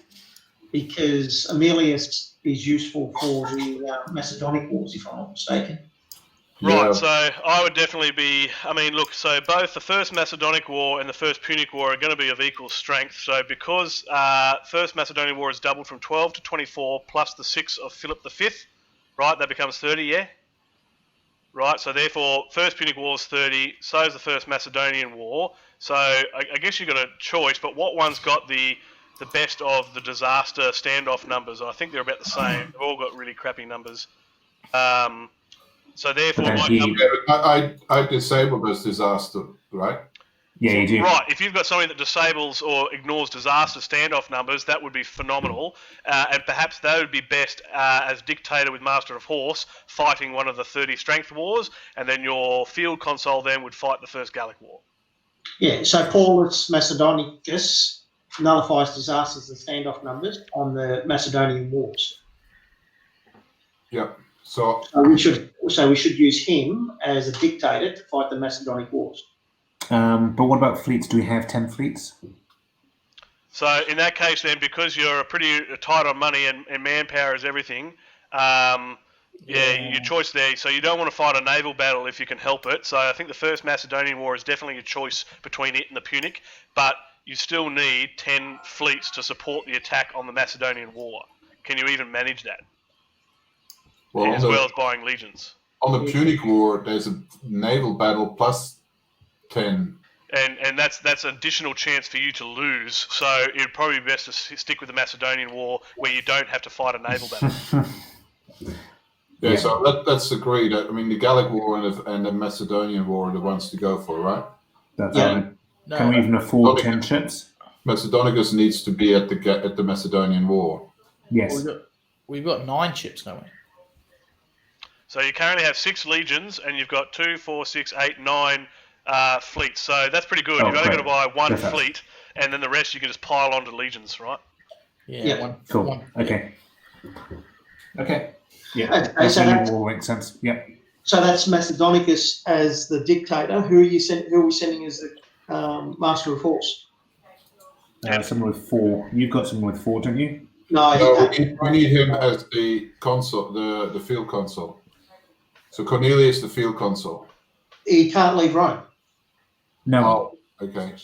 But no, don't we get Fabian? Don't we get my guy as field consul? Because then we can send him off to war. Sorry, wrong Cornelius. Which Cornelius are we talking about? I thought you were talking about Oh Cornelius. yeah. Fabius becomes field consul, so he goes and takes on the Gallic Wars. Yes. So he'll take on the Gallic Wars. Your guy takes on the Macedonian War. And if either of them don't survive, then Cato the Nobody Elder survives. does. But If either of them don't survive, none of us survive.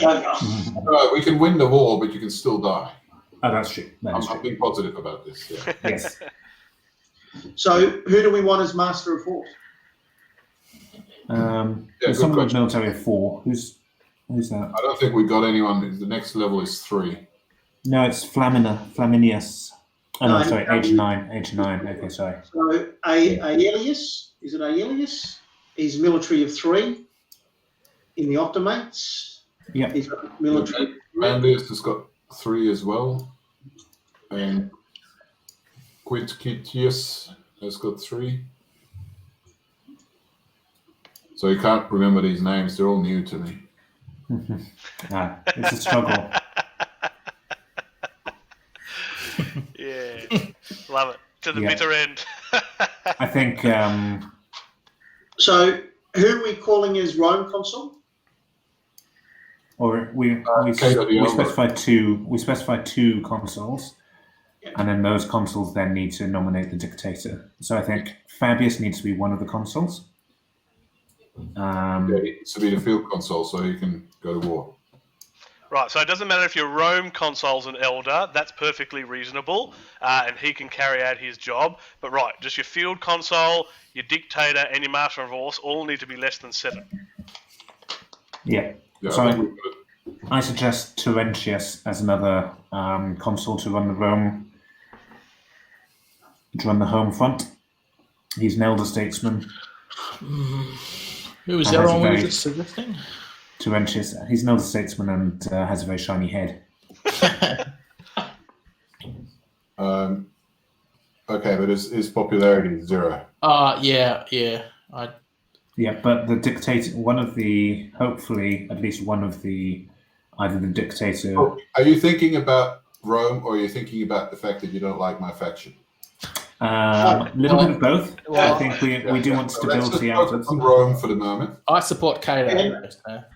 Sorry? That's my 2 cents. What about Hey, I'm Cornelius? supporting Cato. Yeah, I'll put Cornelius up.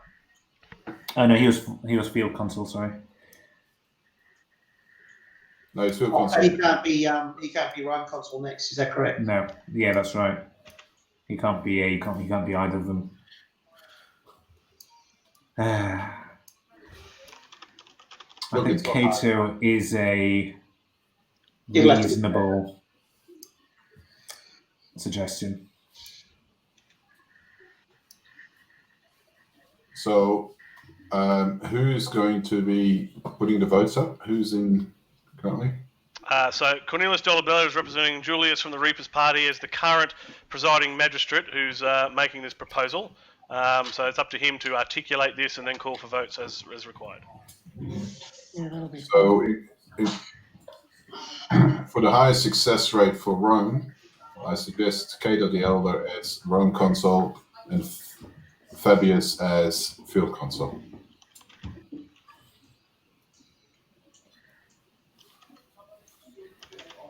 I think that's. Which party's Fabius? Optimates.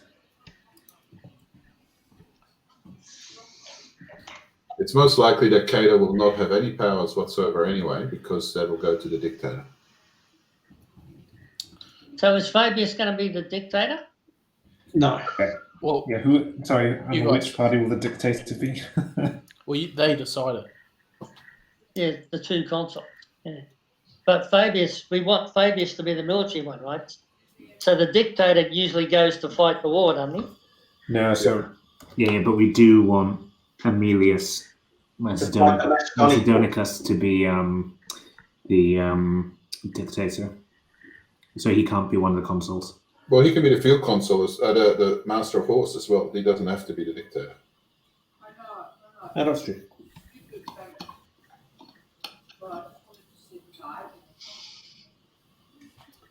So, Donabella, you just have to propose the Rome consul and the field consul at the moment. Right. Well, Yeah. the No, field consul, well, the two consuls. yeah, he has to choose and then you decide between each other. Well, Fabius, who I'm thinking field consul, but the consuls have to decide it between them. So I'm proposing Fabius and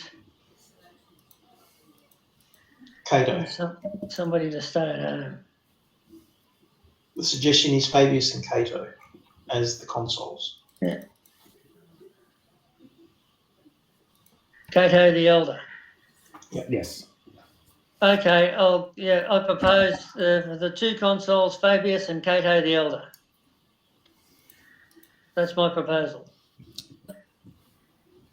So you're going to call for the votes then. Yes.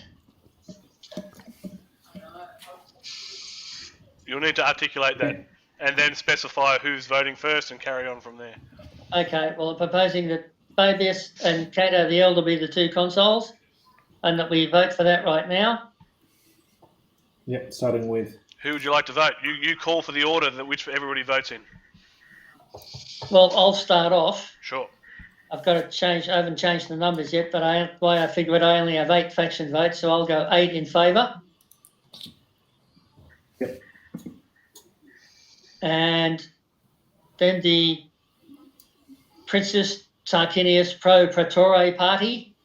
How would you like to vote? 25 in favour. Okay. Oh, just trying to scroll here. Don't you hate it when it does that? Yeah.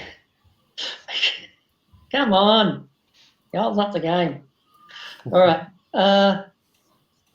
Okay. The Civius de Partem Circensius Party. How do you vote? 6 in favour. 6 in favour. Okay. I take it the scribe's putting all this down. Yep. The Hand of God. How do you vote? 15 in favour. 15 in favour. Oh, good so far. And that just leaves us with the Optimates, if I'm right. How do you vote? Yep. That's 12 in favour. 12 in favour. My goodness, is that a unanimous vote? Sounds like it.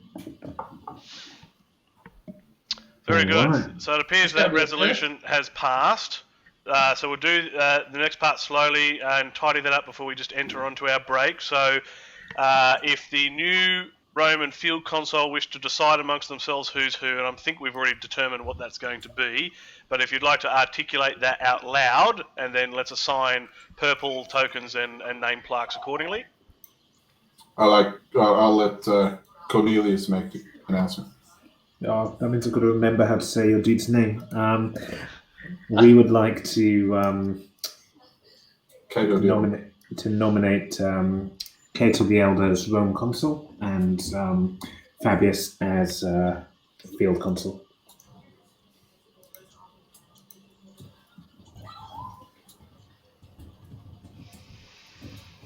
All right, so we've got a field console and a Rome console. So if the respective new entities would like to grab their tokens, purple tokens, and name plaques and put them in their play zones in their various forum areas. Now, Julius, you still got the Rome console token. You might want to give that to the new Rome console. That's you, Cornelius Dolabella. Yeah. All right, I'll grab it. Yeah, he's got it. And for those who were a prior magistrate that didn't already have one, make sure you grab a prior console marker. Now that he's no longer console, can I take the red thing off him? No, leave that there. We haven't got to that step yet. So if you were a Rome or a field console before, make sure you have a prior console marker, the green one, and to make sure that we've got that. Okay, so I see Cato is Rome console. He's got the presiding magistrate name plaque and the Rome console plaque. Great. And now, who is our field console? You've got me. I'm also taking the one of the Punic Wars with me for some reason, but I'll stop there. It's just Hannibal. I'll take him back. There we go.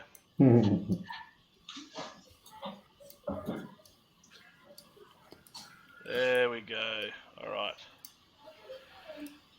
Where's your field console little plaque? I've got it. Okay. Oh, down there, perfect. Okay, so for those who just took the field console and Rome console markers, be sure to increase your influence by 5, please, if you haven't already done so. All right, so make sure you add 5 to those respective senators who just gained an office, Rome or field console. I'll let you do that. At this point in time, while they're doing that, let's take our usual break. Take about 5 minutes, have a leg stretch, refill the beverages, ablutions, etc. Of course, everybody on stream can do the same. Let's take about 5 minutes, have a think about that, and particularly for the new Rome console, have a think about your upcoming proposals going forwards, and then we'll come back and carry on with the Senate phase. All right, so for everybody else, don't go away. We'll see you again in...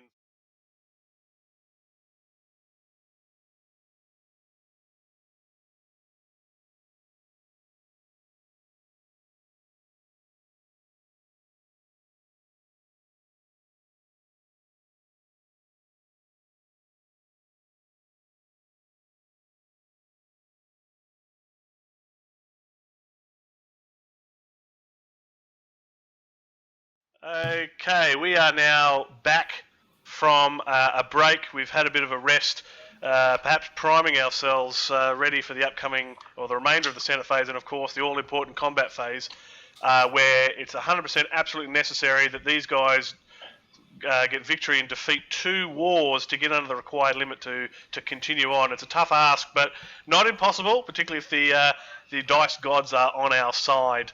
So make your sacrifices now. So we now have a new Roman field console. They decided amongst themselves who's going to be who.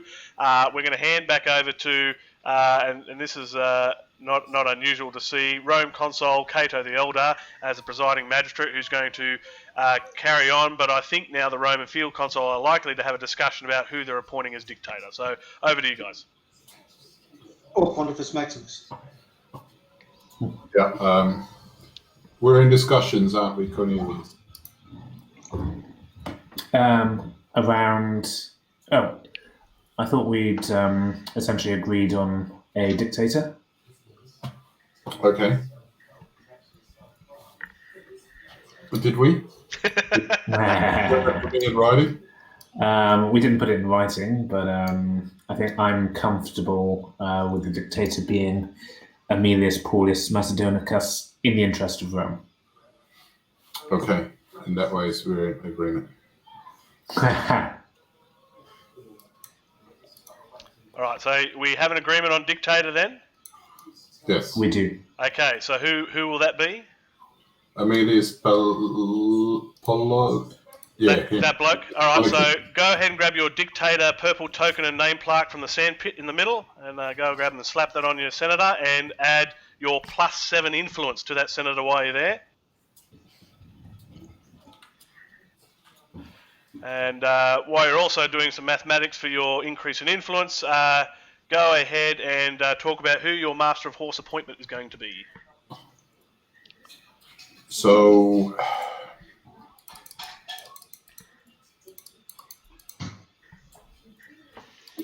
he's going to be. He's too old now.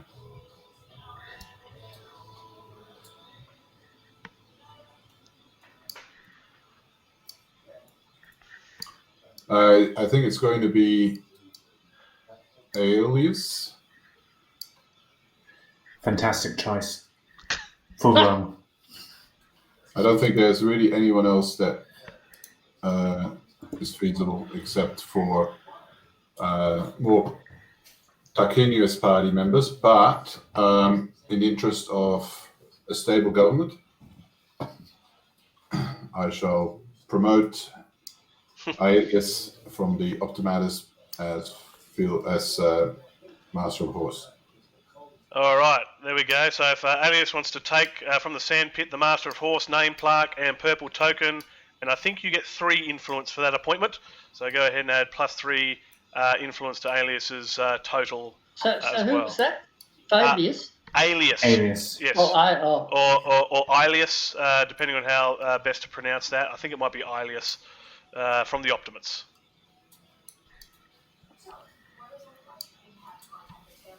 So yes, he'll go from 2 to 5 influence now.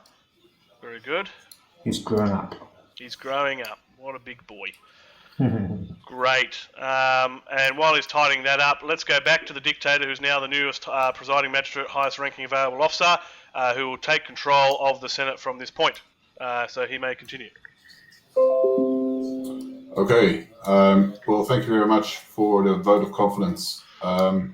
We are now in a military lockdown. We need to fight, and we need to fight hard. There's no more excuses. I propose that we purchase one. Not yet. So there's one more compulsory vote that you need to consider before moving on. There is optional ones, but you don't need to do those. But there is one compulsory one that you do still need to do. The presiding register? Censor. Censor. I'm open for a discussion on who we should nominate as censor. Please step forward.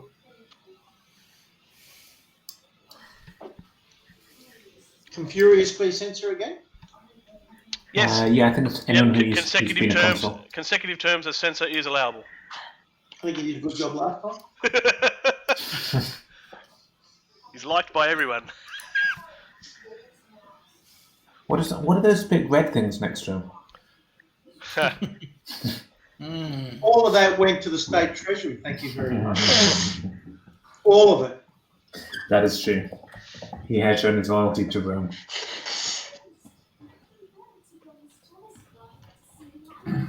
You got my vote. Don't worry about it.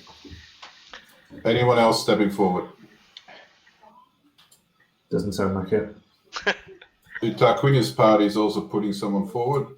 Plautius as censor. I think the Tarquinius party may have a lot of influence right now, and I'm not sure it would be good for Rome to have one faction with so much influence. Just remember, Indolus, this is your party, this is your Senate, so you make the proposals. Sure. I'm just how do you call it? Checking the field or testing the appeasing the masses. Garnering votes. All right, so I will propose to put Furious, nominate Furious as censor for the upcoming year. We'll vote in clockwise order, starting with Tarquinius, and Tarquinius votes 25 in favour. So, curious what party's here? Sisyphus party. 10 in favour. Next one is Hand of God. Yeah, 15 in favour. Next one is Optimatus. 12 in favour. The Reaper party.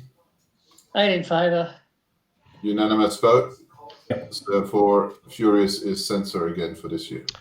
All right, so if the censor wants to take back his censor token and censor name plaque and throw that in his area, and of course add an additional 5 influence to that senator. We'll take a brief moment to do that, and perhaps the dictator wants to hand over the presiding magistrate name plaque, because the censor will take over very briefly for this next portion of the Senate, as per normal.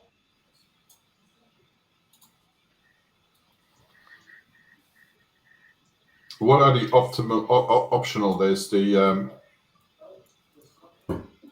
Major, up to 2 minor prosecutions and 1 major prosecution. Is that going next, or are we voting on any other positions? No, it's over to the censor now. So the censor is now the presiding magistrate for the time being. Okay. Now that the censor has been elected, we'll just wait for them to update their influence. So we'll give them a moment to think about that and ready themselves, put on their judicial white wig and robe.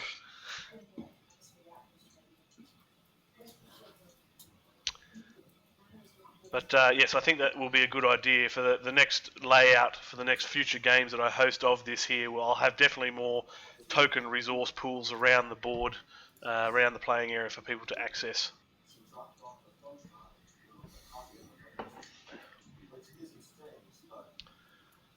And the censor, of course, when they're ready, they'll let us know and they'll carry on. They should know what to do from here. Yep, no prosecutions. I thought as much. Okay, if you'd like to hand the presiding magistrate name plaque back over, or the fuscus, as it were, back to the dictator to continue on with his Senate.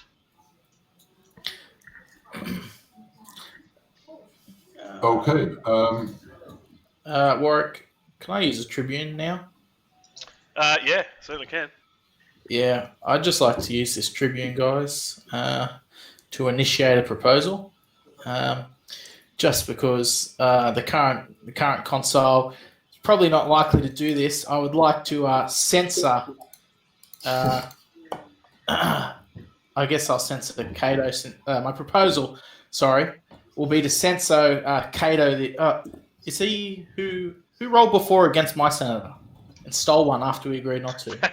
It was Cato the Elder. It was Cato. So I would like to make a proposal to censor Cato the Elder for his unsportsmanlike behaviour in when we are facing down a dire threat. So my proposal, as I said, is to censor him for his previous actions. So as such, I will call for votes. You can't do that. Still up to the presiding magistrate, but your proposal should be heard and should be voted on. Okay, so that's my proposal. I guess I'll leave it. What was the censor? What's the impact of its censorship? Do you care to read that out, Posthumus? Sorry. Sorry, what was it? If you care to read out what that actually means from the presiding magistrate's guide. What for? Sorry. So you've proposed a proposal for a censure on a particular senator. They would like to know what that means. What is that exactly? If you'd like to read that out from the presiding magistrate's guide, so they all know what they're voting on. I don't know where it is. I thought it was just nothing, wasn't it? It is essentially, there are essentially no physical repercussions for the game, but in terms of what it actually is articulating here, it'd be good to note that for the Senate. Oh, I've got to find it. Give me a sec. Minor motions, 1.09.83. You won't find the censure in there because this is something, I guess, miscellaneous that won't be actually physically specified in the rules. But yes, it is a minor motion, which by definition means does nothing. But however, it's about the intent of the proposal here, which is perfectly reasonable that Posthumus has put forwards, perhaps. And so Posthumus is just pulling up the presiding magistrate's guide now to read out that section. I thought you said it wasn't in here. No, it's in the presiding magistrate's guide. The Word document in the email. Yeah, it won't be in the physical. In that email that you were sent. Yep, with all those. Of course, somebody else who's got access to the Facebook page right now, the Facebook group, you could, of course, open the Presiding Magistrate's Guide as well. You could read it out, see who gets there first. What are we looking for? So look in the file section of the Facebook group, you're looking for the Presiding Magistrate's Guide, and you're looking for the minor proposal of a censure and what that means. Vote of censure. You want to read it? Yeah, please. An optional proposal that, when passed, will add to the record that a majority does not support the policy of a major office. This proposal has no other consequence whether it fails or succeeds. If proposed by the presiding magistrate, a unanimous defeat of the proposal does not result in loss of influence or the presiding magistrate position. Which is not applicable because it was put through via tribune. Correct. Other senators should feel discouraged to vote this senator into the same major office again in the future, but there is no consequence if they are, and can be proposed via tribune. So all those sub-points there was pretty much, which will be in sync with that minor motions rule from the actual rule book that you referenced there, Sempronius. It was just articulating those facts, but nonetheless, the censure puts a black mark on the record of that particular senator for the reasons that he has so articulated there. So that is the proposal on the table. Sorry. From is here. Is it proposed by someone, or is it specific, just? Yes, it is. Well, I guess Posthumous will tell you who that's proposed by. Well, I will propose it by Sulpicius, my leader. There you go. And if you articulate that is in fact a tribune, perhaps in parentheses, so that the proposal did actually come from a tribune.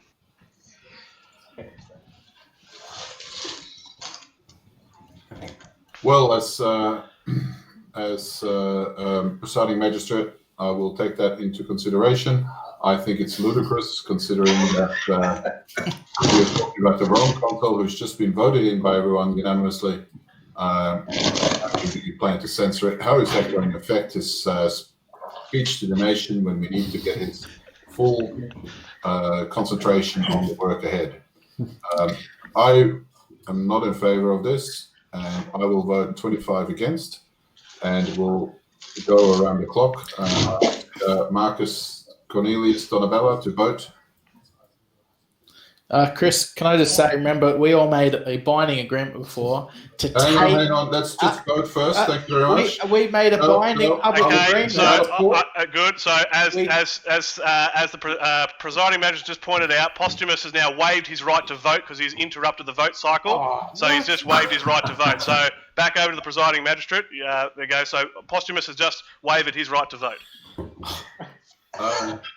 So once again, as I said, 25 votes against blacklisting Cato the Elder, who's been working very, very hard for the state.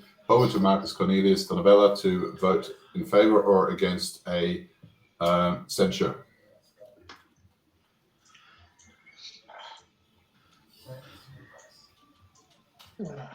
It's not actually going to do anything anyway, is it? We have a public agreement to retaliate against anybody that did that behaviour. So you all have to retaliate against him. That's our public agreement. Is this retaliation? Yeah, okay. Well, we're censuring him for the behaviour. That's retaliation. So 8-4 then. Over to Optimatus.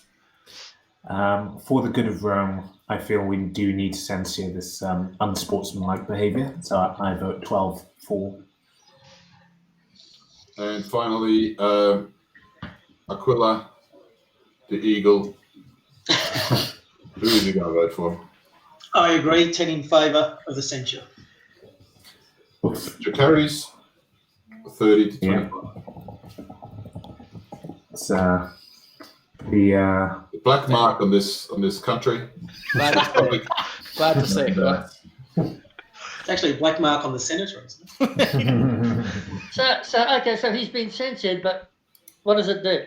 It just gives us some pleasure. A record that we censored him. Yes. I guess it means that retaliation has been taken care of and we can now move forward. retaliation has begun. Retaliation is now finished. We can focus on the war that's ahead. All right.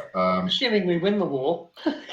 No, you will win the war. Come on, right attitude. You will win the war, otherwise we wouldn't be writing the history books. So I propose that we vote for a Pontifex Maximus. We need all the help we can get, and that includes the help from Mars. So I will nominate Quintictius as Pontifex Maximus. I am open for other nominations. So what party's he from? Yeah, he's from his party. Come on, guys. Come on, guys. I hope that we're not going to allow this kind of behaviour. Let's just face it. There's more members in my party, and they're all young and eager to go. So, moving forward with that proposal. Any other nominations, please? I think I do think that might be a little bit excessive. I do have someone so young. His name is Junius, and That's good. he is a very pious young man who is very keen to help on the fields of Mars. I'm on the side of Junius. Yeah. There's a little bit too much influence in one party going on, I think. Yeah, good idea, Chris.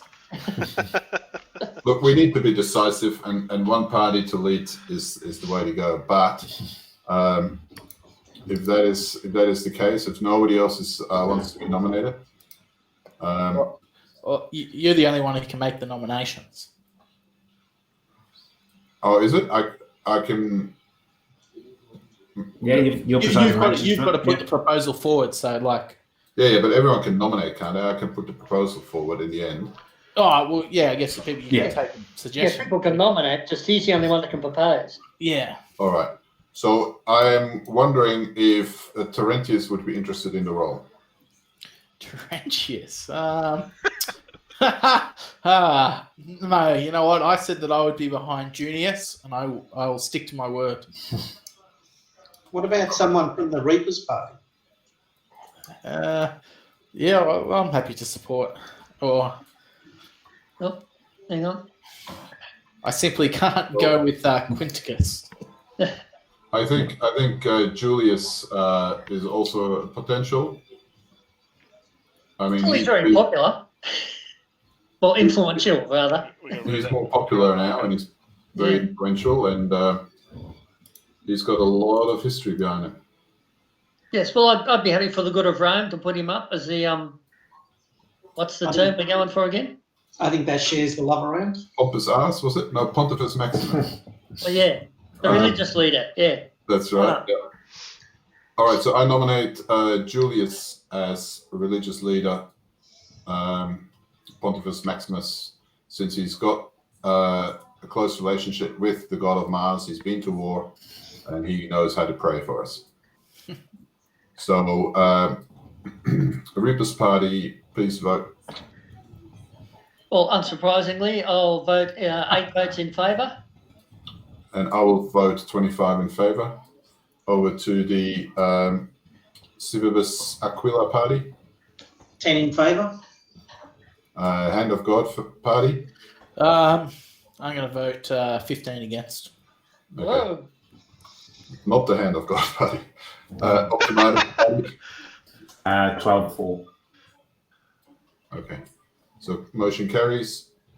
We have a new Pontifex Maximus. Yay! All right, so I'll help Julius out. Bring his tokens over here and replace Thank his you. influence accordingly. There we go. And so you now have your Pontifex Maximus. So just remember the perks of Pontifex Maximus. He gets 1 free veto each Senate. He also gets extra income, of course, which is not relevant at this time. And he also gets an additional amount of war-related votes that sends forces to a war. The exact amount we can check in the advanced section of the rules. So we'll go over there here. Advocates, rebel governors. Let's have a look over this part of the rule book. Here we go. Pontifex Maximus, priesthood. So you can assign and unassign priesthoods, which also gives battle votes as well. The Pontifex Maximus doubles his personal personal votes, including those of his knights, when voting on any proposal that will send forces against a war or recall/retain their commander. This does not include proposals that only contain the deployment of garrisons or governors, which is not relevant for us at this point anyway. Okay, so Julius, what is his oratory plus knights? His oratory is 3 and he's got 1 knight. So he currently has 4 personal votes, but he'll double that to 8 personal votes, right? So in other words, you add an additional 4 votes on top of your faction votes when voting to send forces to a war. Okay, so that's the kind of... Only for going to war. Only if you're deploying forces to a card or recalling or sending a commander, okay, on those types of proposals, all right? And of course, anybody who has a priest token, and there is one, which is Cornelius from the Civitas de Panem faction, he gets 1 additional battle vote for the same circumstances. But that's up to for you to remember that and articulate that when it comes to your faction's turn to vote. Okay, but that's only when we're deploying forces. That's right. So, or calling or sending a commander. So essentially, if forces are moving or things are moving to and from Rome of a war nature, that's when you get to use your battle votes. Okay. All right. Back to the highest ranking available officer and the presiding magistrate. Okay. Now we have the elephant in the room to address, and that is the war. Ironically, it's not the one that you're persecuting, but we have 5 wars happening at the moment. I want to propose that we split our forces and we send our field consul to fight those pesky Gauls and Germanic tribes, while I myself will... I don't know, where does he come from with a name like that? Macedonicus. Well, I will clear up the Macedonian troubles that are appearing in from my homeland. So is one of the wars just a land war, so we don't need fleets? Correct. Oh, good. Okay. And the other one, we need 10 fleet. at least 10 ships to ferry our units across. So we are 1 ship short, so I propose we spend 10 of our 50 remaining talents to buy a boat and spend the rest on boosting our forces. We then need to figure out how we want to split our forces.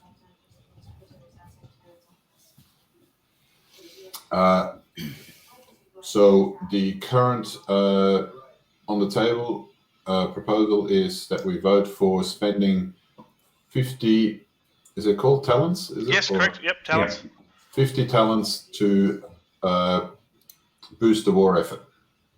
So 10 what? and 10 for a ship and 40 on the legions. Yeah. 40 on. So 4 more legions. Yeah. Or we can afford. So I vote 25 in favor. Cibibus Aquila. Wait, one second. This is just the proposal to raise the forces, yeah? That's right. Yeah. 10 in favour. Hand of God. I'll go, 15 in favour. Thank you. Optimatus 12 in favour. and Reapers Party. So does these extra faction votes come in for this? No. To raise the forces? No. No, Okay. no. Well, in that case, it's just 8 votes in favour. Okay, unanimous, which gives us the ability to buy 1 more ship and 4 more legions. All right, if you want to bring those into your field of Mars, into the grass zone, doesn't matter which ones you pick, select those at your leisure. Oh, we can get the 10th legion back again, Hey, and the 4th.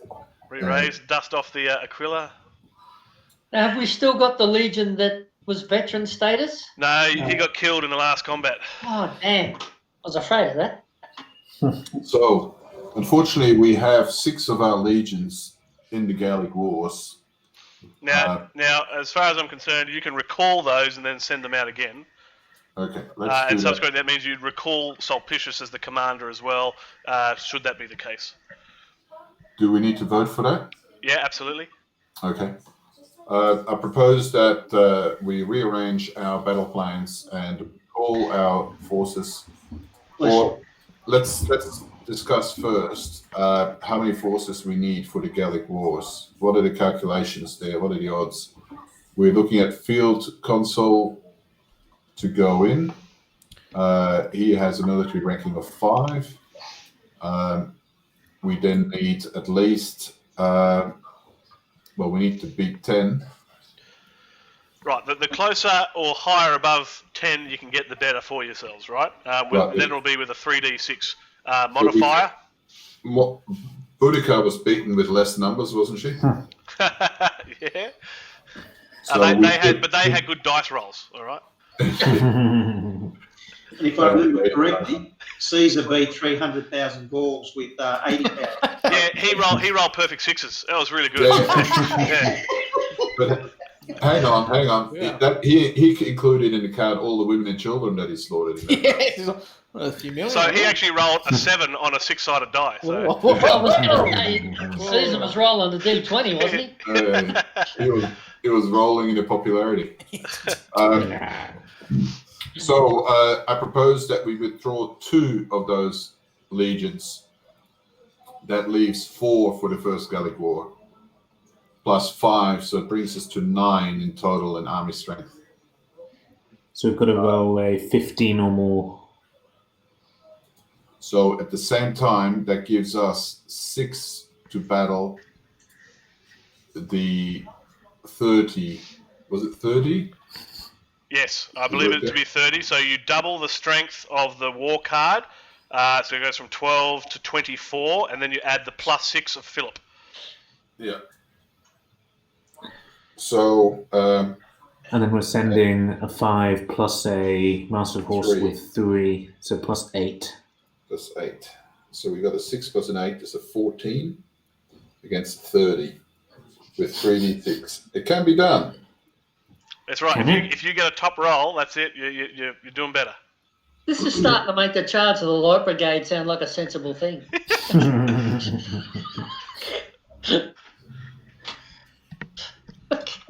Okay. So anyone got any other calculations, suggestions? So is it best to tweak it so we just need 2 rolls of more than 16, or is it better to have one person who needs to roll 18 and one person who needs to roll 14? Well, we have to pursue at least 2 wars, don't we? You've got no choice. We've got to win. We've got to win 2 wars. Yeah. 2 wars, yeah. We've got to get rid of at least 2. So you're recommending is that we withdraw 3 forces from the Gallic War instead of 2? Sorry, how many does that? So we would send how many to the Gallic War? So that's 3 forces plus Field plus consul. 5, so that's 8. So that's 2. Yes, that would be 16 or more. Yeah. And then how many does that leave for Macedon. So that brings us to 16 against 30. I think it's 8 plus 7. So no, that's 15 against Macedon. Oh, so basically, what is the? So is there a way to win the Macedonian War? Yeah, 3d 666 number of the beast. So let's have a look. Let's do that best case scenario. So let's say you roll 18. So it's 6 3s, 18. So what is the strength of your dictator and Master of Horse combined? 7. So what's 8? 25. So we've got that. We've got 7 as your current modifier. So let's minus the. So what's that total? So 18 plus 7. 15 is the total. So that's 28, 33. Hang on. So where's the 15 come from? That's the number of legions plus the the strength of the or- dictator plus the strength of the Master of Horse. Yeah. Yeah, Right. And that's sorry. What was that total again?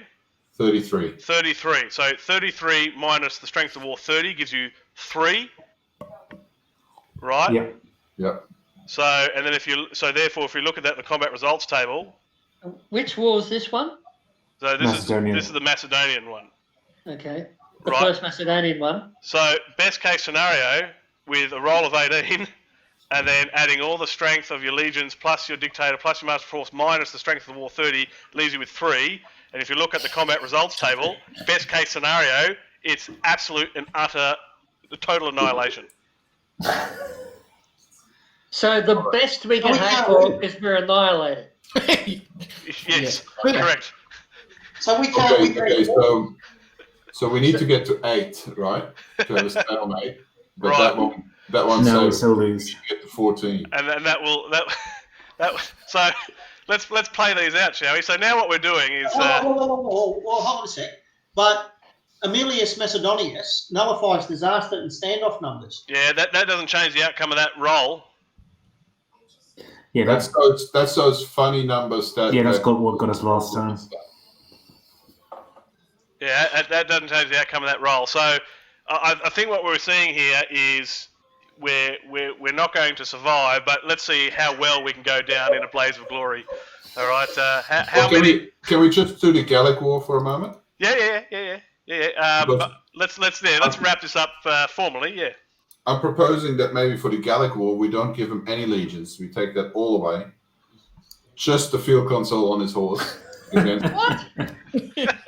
Let's do it. So what have we got then? I mean, we got 5 minus 10. So if he rolled an 18, no, that would be a stalemate. He needs 1 friend. You need to send 1 with him. So if he rolls an 18, then Okay, so we give you 1. yeah. Okay, so we take 5 away.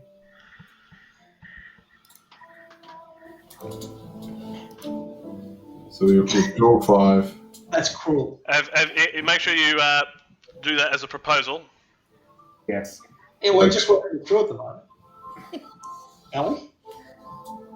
So the proposal is we withdraw 5 units from the existing Gallic War.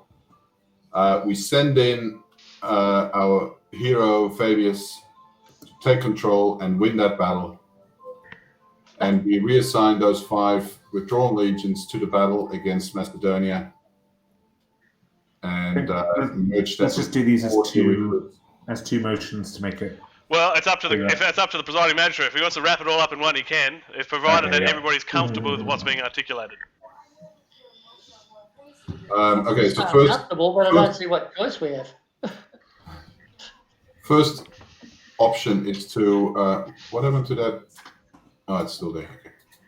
First proposal: withdrawal of 5 legions to help us against the Macedonian War from the Gallic War. I vote 25 in favor. Over to the Reaper Party. Yeah, 8 in favour. Hand of God. 15 in favour. Optimatus. 12 in favour. Actually, Reaper Party, I think you've got your Pontifex votes for that one, so is that 12? Oh, so right. So this is right. This is the deployment. So yeah, 4 more, so 12. Thank you for the reminder. Yes. And then last but not least, Aquila Cibibus da Panem, it's Synthesis. 11 in favour. Okay, done. Good luck, Fabius. He's going to need it. Thank you. Okay, now the next vote is we take 10 ships and 9 legions to take on the Macedonian War. That's the proposal. We will take the dictator and the master of horse to go with them. Tarquinius will vote 25 in favor. Over to the Aquila party. 11 in favour. Hand of God party. 15 in favour. Optimatus. 12 in favour. And Reaper's party. 12 in favour. Also unanimous. So up we go. Right, so we've had 2 Did anybody proposals. else just lose Aldo? No.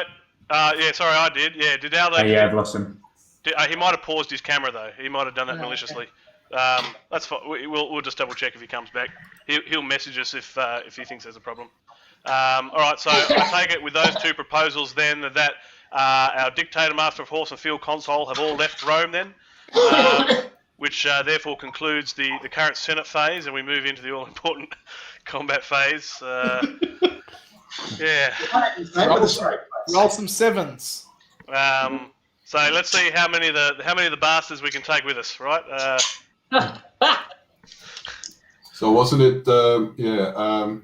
We need Kirk, Captain Kirk, to Down in a blaze of glory. change the programming for us on this one. Yeah. Yes, the Kobayashi Maru scenario. That's it. All right, so it's up to you guys which war that you want to do first. So we're in the combat phase now. Which war shall we do first? Well, let's do the one with a little bit of hope. Let's do the Gallic War. Alrighty, let's and who's my commander for that? Fabius, with my history of fantastic rolls. Okay, so let's do some numbers. So what's the military rating of your commander? 5. 5 plus your 1 is 6. So it'll be 6 minus 10 is essentially the modifier here with the 3d6, which gives us minus 4 from your 3d6 roll, okay? So I guess we're in that position now. Is everybody ready and primed? Go ahead and roll your 3d6 there, Commander, for the Gallic War, minusing 4, and let's see how you go. All right, guys. This is it. Future of the Republic. 18. Exactly half. Okay, so first of all, let's just double check that it's not a disaster or a standoff number. It is not. 9, 8, 7, 6, 5. 5 on the combat results table is a defeat. That is a loss of, well, it's a loss of all forces that we happen to have taken, which is 1. So that 1 legion will go. Now, who is that commander again? Fabius. What's your faction? Okay, so Fabius was now killed in action. We'll drop his token here. We'll return his field console plug. No death shits. No, defeat is an outright death. He was killed on the battlefield, which is very, very sad. I thought he would bravely run away. Sir Robin. Yeah. So he's gone. It was quite sad. So he actually goes to the repopulating Rome. He goes down there. Okay, so we were very unlucky. We got a reasonable defeat there with the loss of Fabius. He doesn't have a son or anything? No. So that they completely and utterly die. So in this case, here Fabius, as the family card, as you see now, goes to the repopulating Rome portion of the Curia. So that senator can be revived and then voted in or persuaded in the future to a faction. We're not going to get there, obviously, but yeah, that faction has now lost that senator entirely. That's a shame. Yeah, due to death. So that's unlucky. So we've actually lost the game, haven't we? Yeah, absolutely. Yeah. We're on the way to losing the game. That's right. Yeah, we have. I think we have. Well, even if we win. As a variation on until the fat lady sings until the dice is rolled. No, he can win both wars. He can actually still win both wars. In Africa, because he's deployed in the one region. Let's. I wonder how quickly we can modify some rules in the background. So now what we need to check is because there was a defeat, does that mean an increase in unrest level for Rome? Does somebody want to check that? From the combat phase of the rule section, just want to double check. I can't quite remember off the top of my head. So if everybody consults the rulebook, Poached Trout has joined us again this evening. He wishes his farewell to Fabius. Farewell to Rome. So just a quick question: if we win the first Macedonian War, we don't automatically win the second one, right? Correct. The second one still needs to be fought at a different time. So, technically speaking, if you had the forces and the money, you could have sent a third additional force to also fight the Second Macedonian War after a victory in the First Macedonian War. Yeah, if. That's right. Yeah. Plus 2 to the unrest level. Oh, really? Okay, so let's add +2 to the unrest level, just so we got all our numbers correct. You know what's going to happen, right? The populace will want to have their king back. Cato the Elder. after this No, effort, yeah. Tarquinius. Yeah, Cato the Elder is actually Tarquinius in disguise. Yeah. All right, let's see how we do with the Macedonian War. So we've got a bunch of navy which is supporting the logistics, and we've got 1, 2, 3, 4, 5, 6, 7, 8, 9 legions there, and the dictator and master of horse. All right, so let's go. Let's do some numbers. So what is our total strength, including military ratings of everyone plus legions, just for the land forces? Who's our commander? Oh, yeah. So we have 9 for the legions plus 5 for the dictator and 3 for the master of horse. A total of? A total of 15. Right, and minusing the strength of the war, which is 30, from that gives us minus 15. Sorry, hang on, no, I'm wrong, sorry. No, that's not right. 17, sorry. Yeah. Right, okay, so we've got 17 minus 30, which gives us? Minus 13. Right, minus 13. Okay, so we're now going to have the commander roll his 3d6, and then we're going to minus 13 from that total, assuming we don't get a disaster or a standoff, but which is nullified, is it? Is that correct? Yes. Yes, that's apart from correct. the Hannibal ones, isn't it? Anyway, yeah. So I'm gonna roll 2 dice, and then master of horse can roll 1 dice. Sure, okay, yep, fair enough. 4, okay. Good luck, master of horse. It's all up to you now. Wow.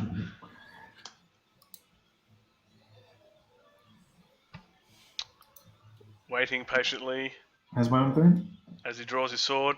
Maybe it could be slow to load. There it is. Oh yeah, that's a 5, 6, 7, 8, 9. Yes. More than half my 1 dice. So, We're at minus something or other. not doing numbers, but I think that's a 3 or less on the combat results table. Somebody want to verify that? Yes, it is. Yeah, it says less than 3. Yeah. So that's a complete and a total annihilation. We lose all of our navy, all of our legions. Both our dictator and master of horse perish if they'd like to wipe their cards from here. I'll take some the plaque of the dictator while I'm there. Return your tokens to the pools. If you've got a red senator statesman card, he goes to the discard pile. If there's a family senator, who's the master of horse here? Alias. Yeah, so he's faction leader as well. So if you put Aelius or Alias on top of Fabius in the repopulating Rome section, wipe the rest of his tokens off there, so he will also perish in that battle. Pile? Sorry? Where's the discard pile? It's on the far right-hand side, below, above the Tax Farmer 1 concession that's destroyed there, and below the other discard zone. It's called the Curia. Oh, okay. Yeah, you'll see it next to the Optimates leaderboard there. So you'll see Fabius down there. So that's where Alias will sit, and then of course the actual red statesman card will go into there because he is a brief period of history as an individual. So he'll pop into that He didn't live up to his namesake. Yeah.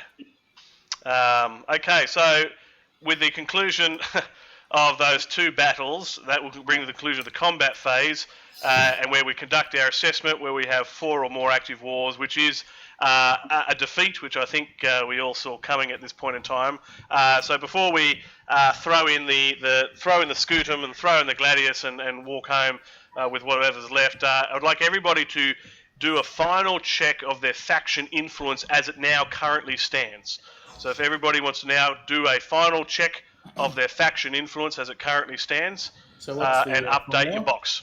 So it's just the influence of each of your senators. It's quite simple. No other gimmicks there. No knights to worry about. No age markers to worry about. Update your faction votes box with the totals of all of your senators. From 37 down to 6. Really? Struth. Yeah, that hit.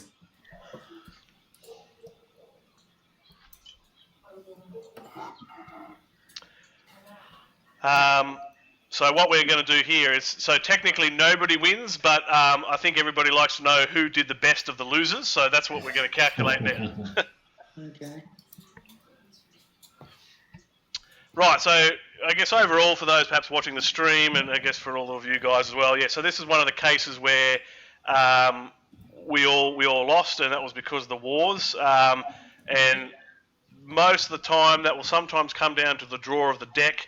But we got unlucky with some die rolls there, I think, in that we lost some wars that we perhaps should have won, and that just set us back. And because we did that multiple times, it became untenable, I think is the word.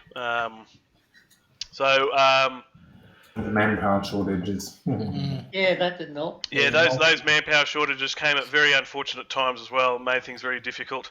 And look, the early Republic scenario, whether you're doing that in isolation or as a part of an extended scenario in this game, is the most difficult in terms of players versus the game. The Middle and Late Republic tend to be, there's still a challenge, but they tend to be not as hardcore, perhaps, as the early Republic. You're a little bit in a better off position, I think. And look, there are options to start these games from the Middle and Late Republic as well. You don't always have to start at the early Republic. But I have seen, I've seen a fair share of defeats from games that I've seen and participated in from the early Republic, and I have seen at least 2 occasions where we've moved through. But again, we had some good die rolls, some good war choices, I think, going through. Okay, has everybody updated their faction influence boxes? Have they updated the tracker? That would also be good. Make sure you update your influence tracker down the bottom left with your respective tokens as well. That's probably a good, a quick way of summarising the finalists. So, yep, update your... Look at that Optimus one, just drop it. I know, I was doing reasonably well previously, but I sent all my influential people off to war. So... What I'm looking at here, if it's correct, is the Hand of God faction at 42 influence. Yes, that's correct. And I guess Civitas de Panem is at 42 influence as well. That is correct. All right. Well, judging by this, it would if we finish the game with Rome surviving, it would be a tie.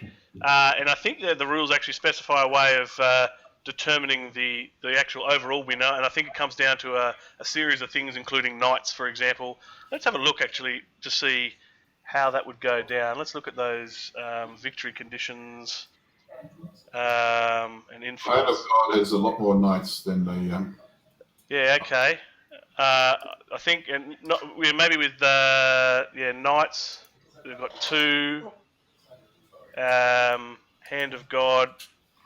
Oh, Hand of God's got... Oh, yeah, much more... Yeah, Hand of God's got many more knights there. Yep, I see.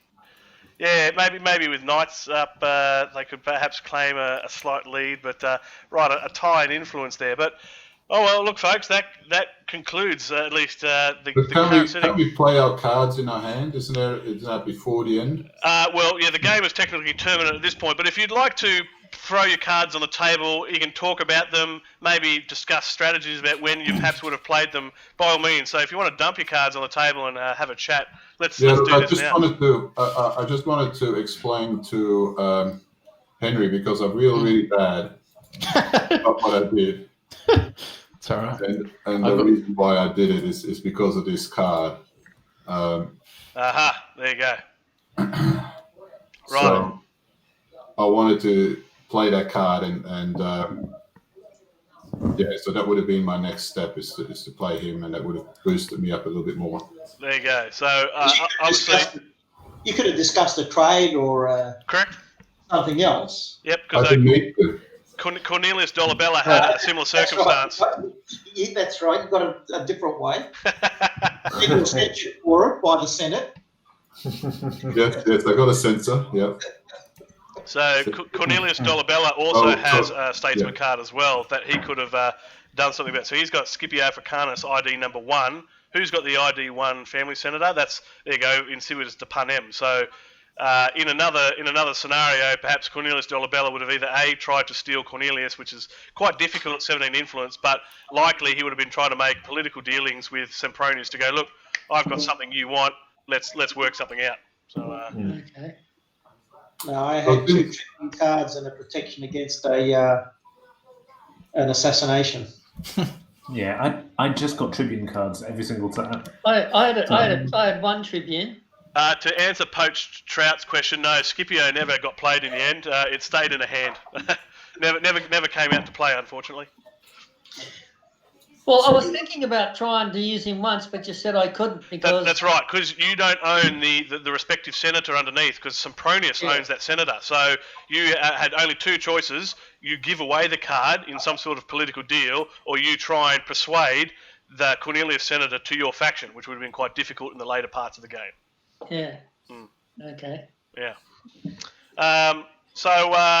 I guess I'm interested to hear a little bit of feedback from you guys now. Now that we've sort of So concluded. the family bit, that's the 1A, is it? Correct. Yeah. The family identifier in the brackets underneath the name. That's correct. So. So I guess what was the let's go to the first question. What was perhaps the most complex part of this game in your own opinion? What segment? The rules. the whole rules. Yeah. Look, I can give you that. Anything in particular that stumped you several times?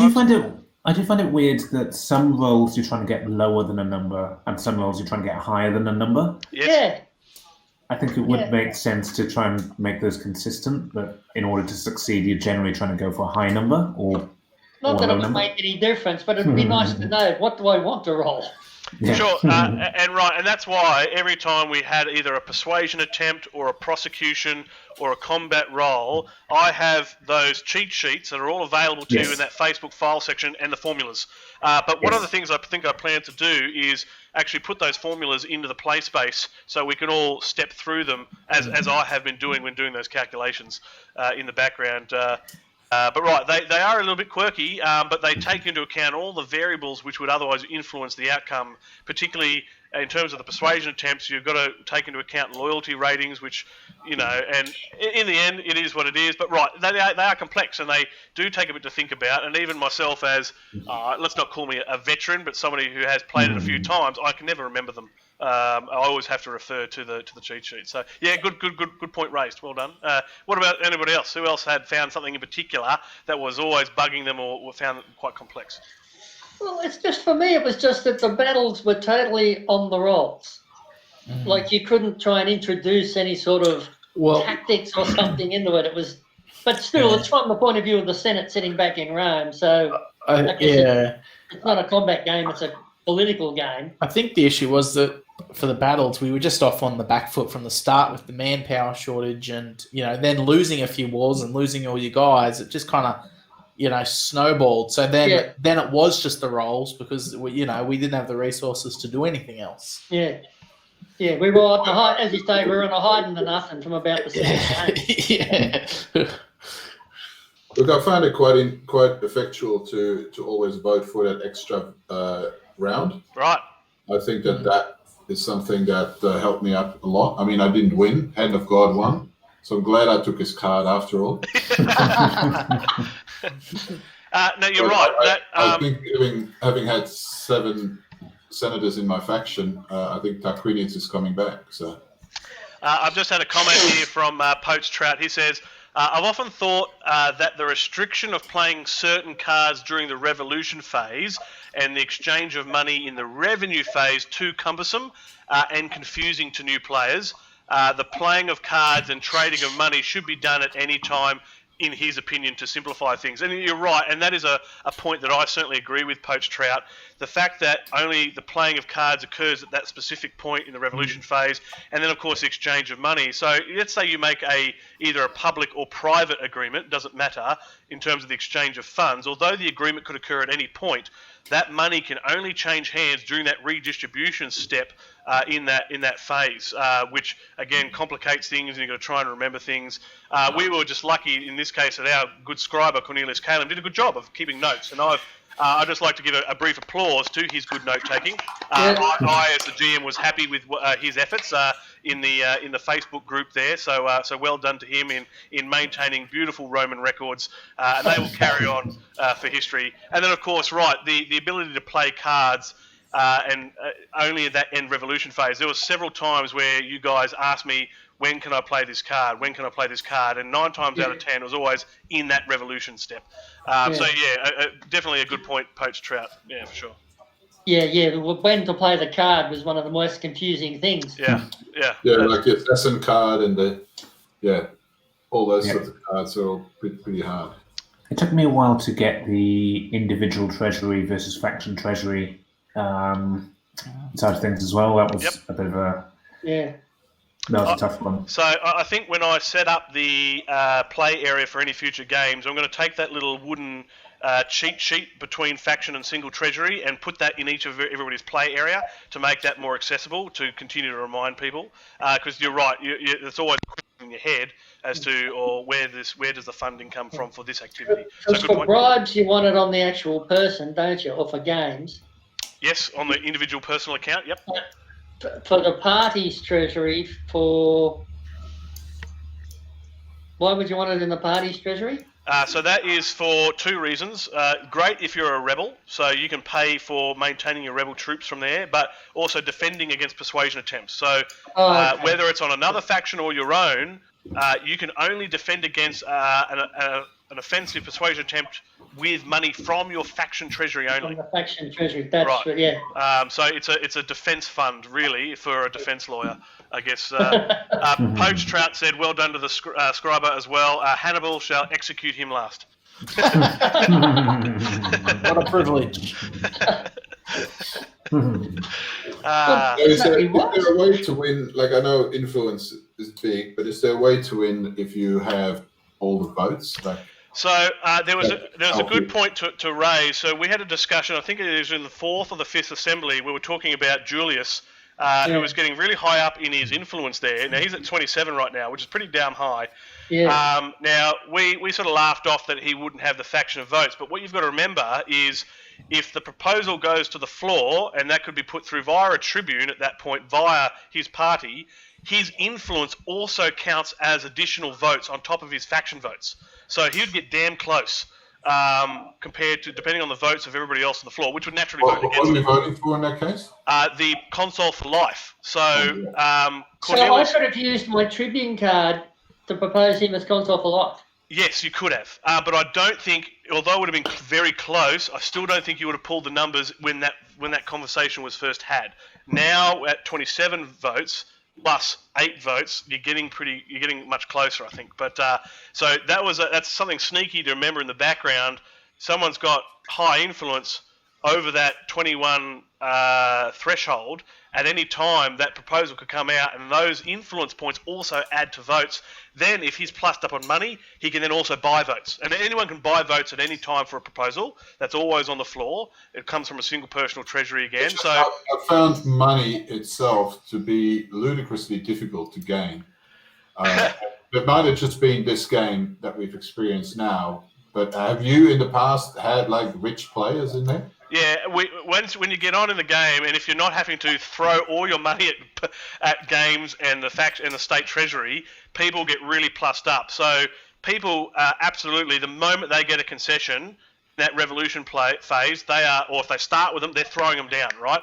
Yes, there's a risk for prosecution, but the money is usually worth that risk, and depending, that's where you're making your political dealings, right? So you get all your concessions down, but then you're wheeling and dealing, saying, right, censor, or whatever the case may be, private or publicly, don't vote for me, let's gang up on this guy instead.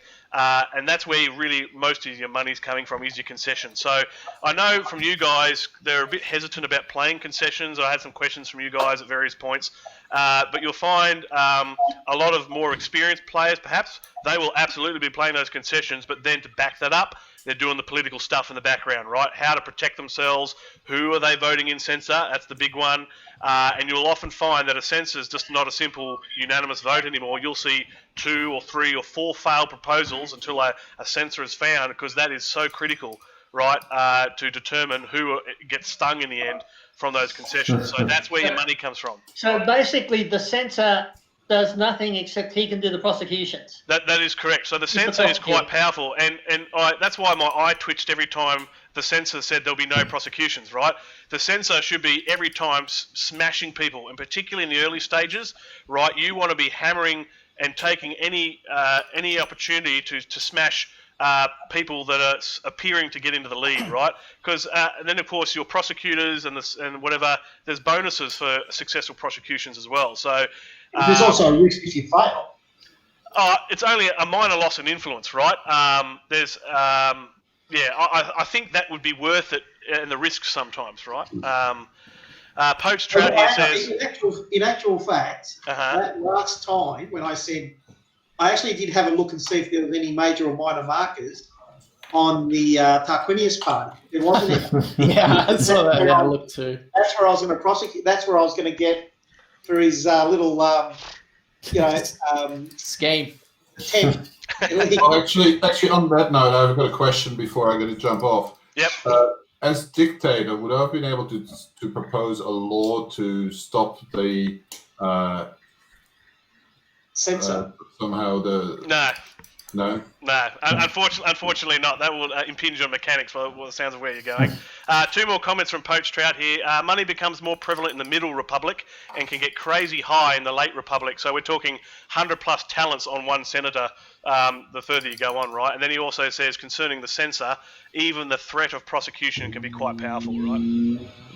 Don't provinces and that bring in money?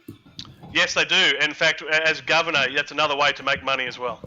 Yeah, of course, we never got to that. Never got there. Wars to get We're We got to win the wars. Sorry. Quick I point. gotta go, guys. I'm just going to put you guys on mute. Sure. And jump on the call. Alright, And yep. you're still on when I'm back. Okay. All right, so I was just scrolling around. Yeah. Sempronius, you got 43 influence.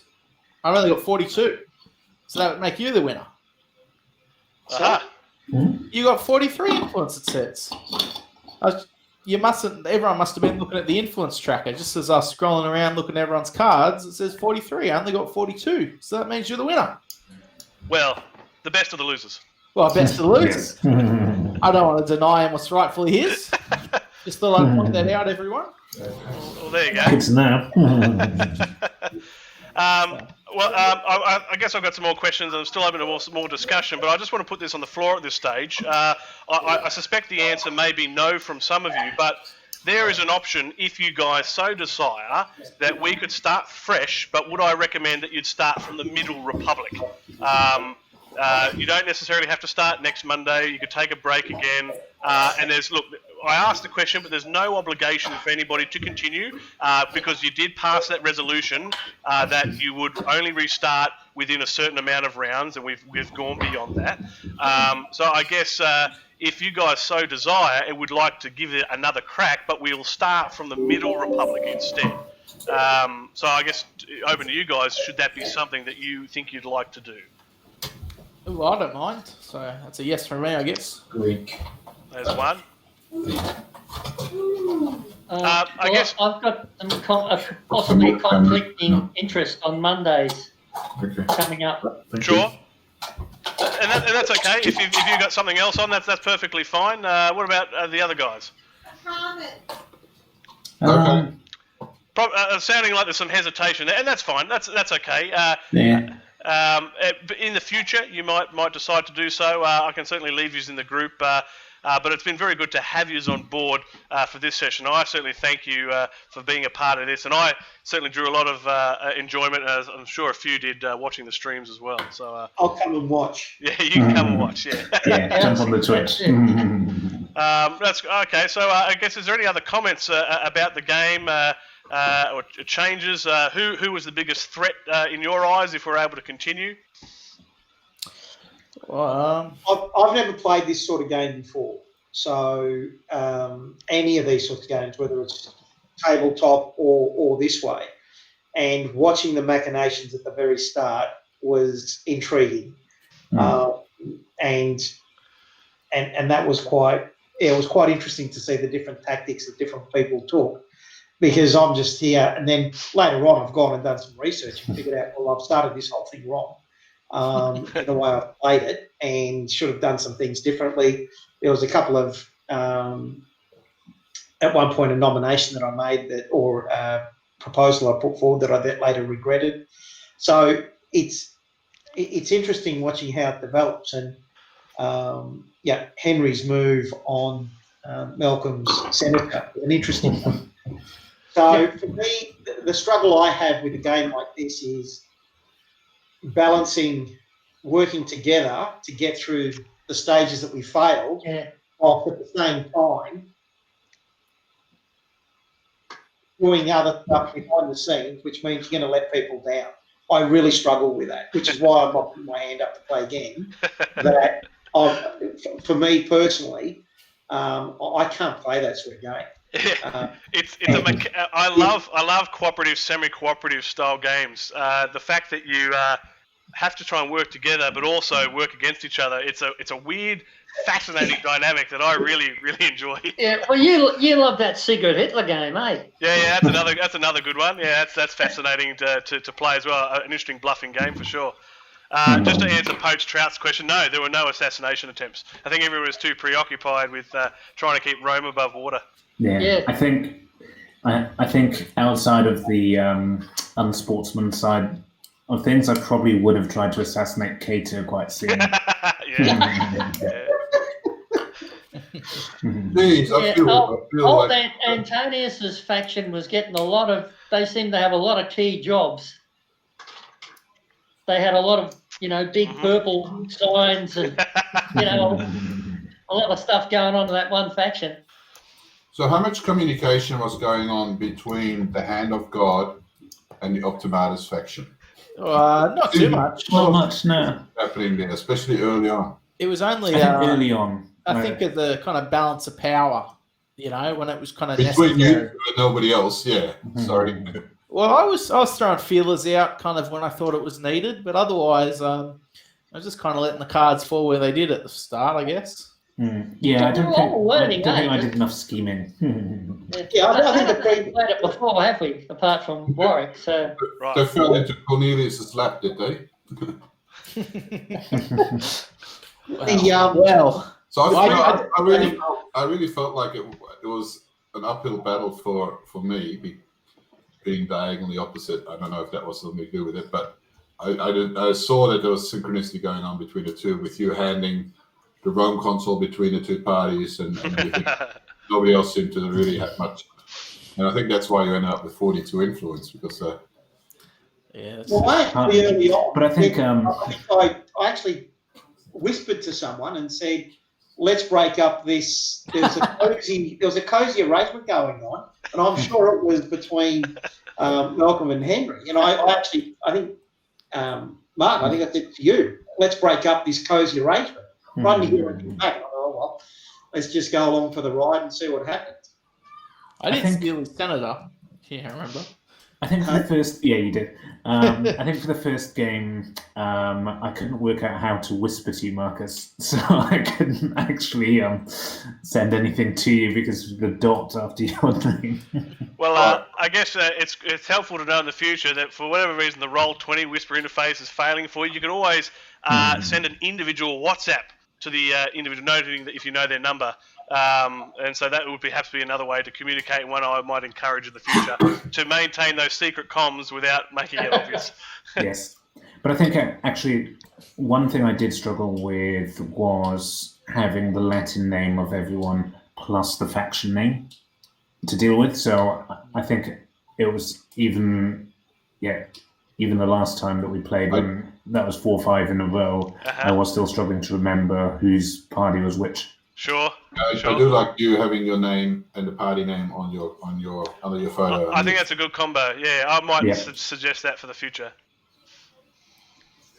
Very good. Very good. Any other comments from the floor from our retired senators?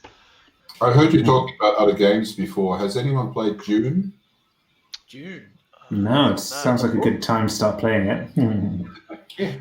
You know, the Frank Herbert novel Dune. Yeah. It's about to come out as a new movie next year. Oh, yes, I have seen that advertised.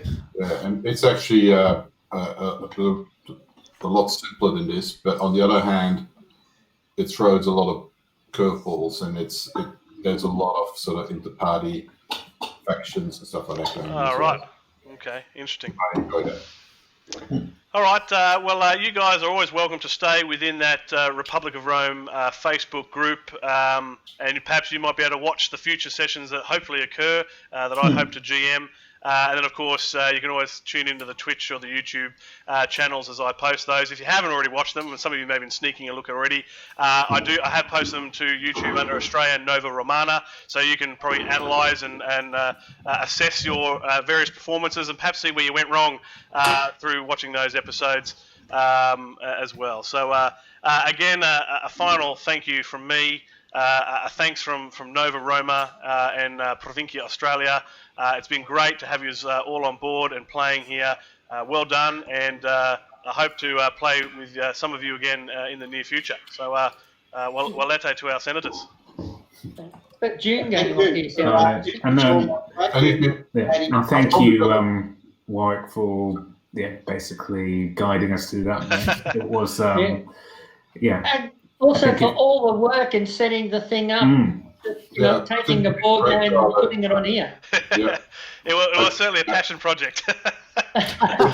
If you're running it again at the next Corona, next pandemic, or after summer, I'd definitely love to jump in again. Okay, yeah, sure. You'll see my notices for sure. Okay, great. All right. For those watching the stream, stick around for our senators. Farewell to you all, and catch us all later. All right, have a good one, guys. All right. Take care. Who are our senators? See everybody in the stream very short. All right, we're back. We have finished our 6th assembly, our epilogue, as it were. Look, I think it was always going to be a lost cause, and particularly when we ran those numbers for the Macedonian War, which snuck out the second one, which doubled that strength. It was going to be a no-show. 2 30-strength wars there with the force that they currently had coming in and the amount of money that they had or didn't have. They were guaranteed to lose this 6th assembly. Technically, they should have lost at the end of that 5th assembly, as we explained at the beginning of the stream. They had those 4 or more active wars, and as from definition, that's both active and unprosecuted wars, which was not known at the time when we finished that combat phase in that 5th assembly, the last assembly, over 2 weeks ago. So this was a bit of a probably tying up of the loose ends, as it were, and to formalise the defeat of Rome in this instance. And it is a challenging game, and even for the most experienced of players, sometimes the way that the cards fall and the way that the dice are thrown can still even defeat the most experienced players. In this case, they were not lucky. I'd be very interested to see a game in the future where we start perhaps from the Middle Republic and play on from there. And certainly in future games, that might be something I might strongly consider. Although I do like seeing the extended scenarios. But I think if I was to make a call now, I think we will start from the Middle Republic. And that will certainly change dynamics a little bit. That'll introduce law cards. We'll start to see some more of those. Perhaps more concessions. That will be very interesting. So that concludes our series at the moment for this 01.20 round of sessions. There have been 6 assemblies of those. So you can find them in the Twitch videos below or on our YouTube channel, Australia Nova Romana. I've been uploading those sessions within about 24 to 48 hours after the conclusion of these Twitch live streams. By all means, you can join us there, make your comments, perhaps pinpoint exactly where our senators went wrong. We'll be now looking for a new set of players and a new set of faction leaders to join us for the next series of sessions to play this board game, Republic of Rome. So if you're out there in internet world and if you're interested in playing, please get in touch with us. Best way is probably via email at ostnovaroma@outlook.com. That's AUST novaroma@outlook.com. Of course, all the links to our social media is below in the About section of this channel. And of course, you can contact me and this channel via the Whisper on Twitch as well. See, Poached Trout has actually made a comment on the game. He said he's heard of a variant where the First Punic War starts with the Navy victory chit already in play, which reduces the issue with Scipio gaining too much influence. Well, that's an interesting point as well. Where have you seen that variation before, Poached Trout? Is that something perhaps from the Board Game Geek forums, or is that something you've played yourself personally? Yeah, that's an interesting variant. Certainly continue to invite all of your comments on this Republic of Rome board game. Although I've played a few times, I'm definitely not an expert. I'd like to give a thanks to Mr. Alan Richborough, who is one of the editors for the Living Rule Set and the latest edition. And he's been providing us a lot of feedback onto each of our sessions, and we've been able to correct a few things on the fly based on things that we've missed during our playthroughs. I see Poach Strata said the Board Game Geek Forum and done at the WBC. He hasn't actually played it himself there. Okay, interesting. Interesting indeed. So please, yes, if you are interested in playing with us in the Roll20 environment here, love to hear from you. Please get in contact with us. Until then, this will now conclude the stream. Please join us for any other future streams. We'll try to add some variations in our streams through the week. We've been watching a lot of Roman documentaries recently, which have been quite fascinating, and we hope you can join us for those, where we like to learn and discuss, and of course watch for our own entertainment.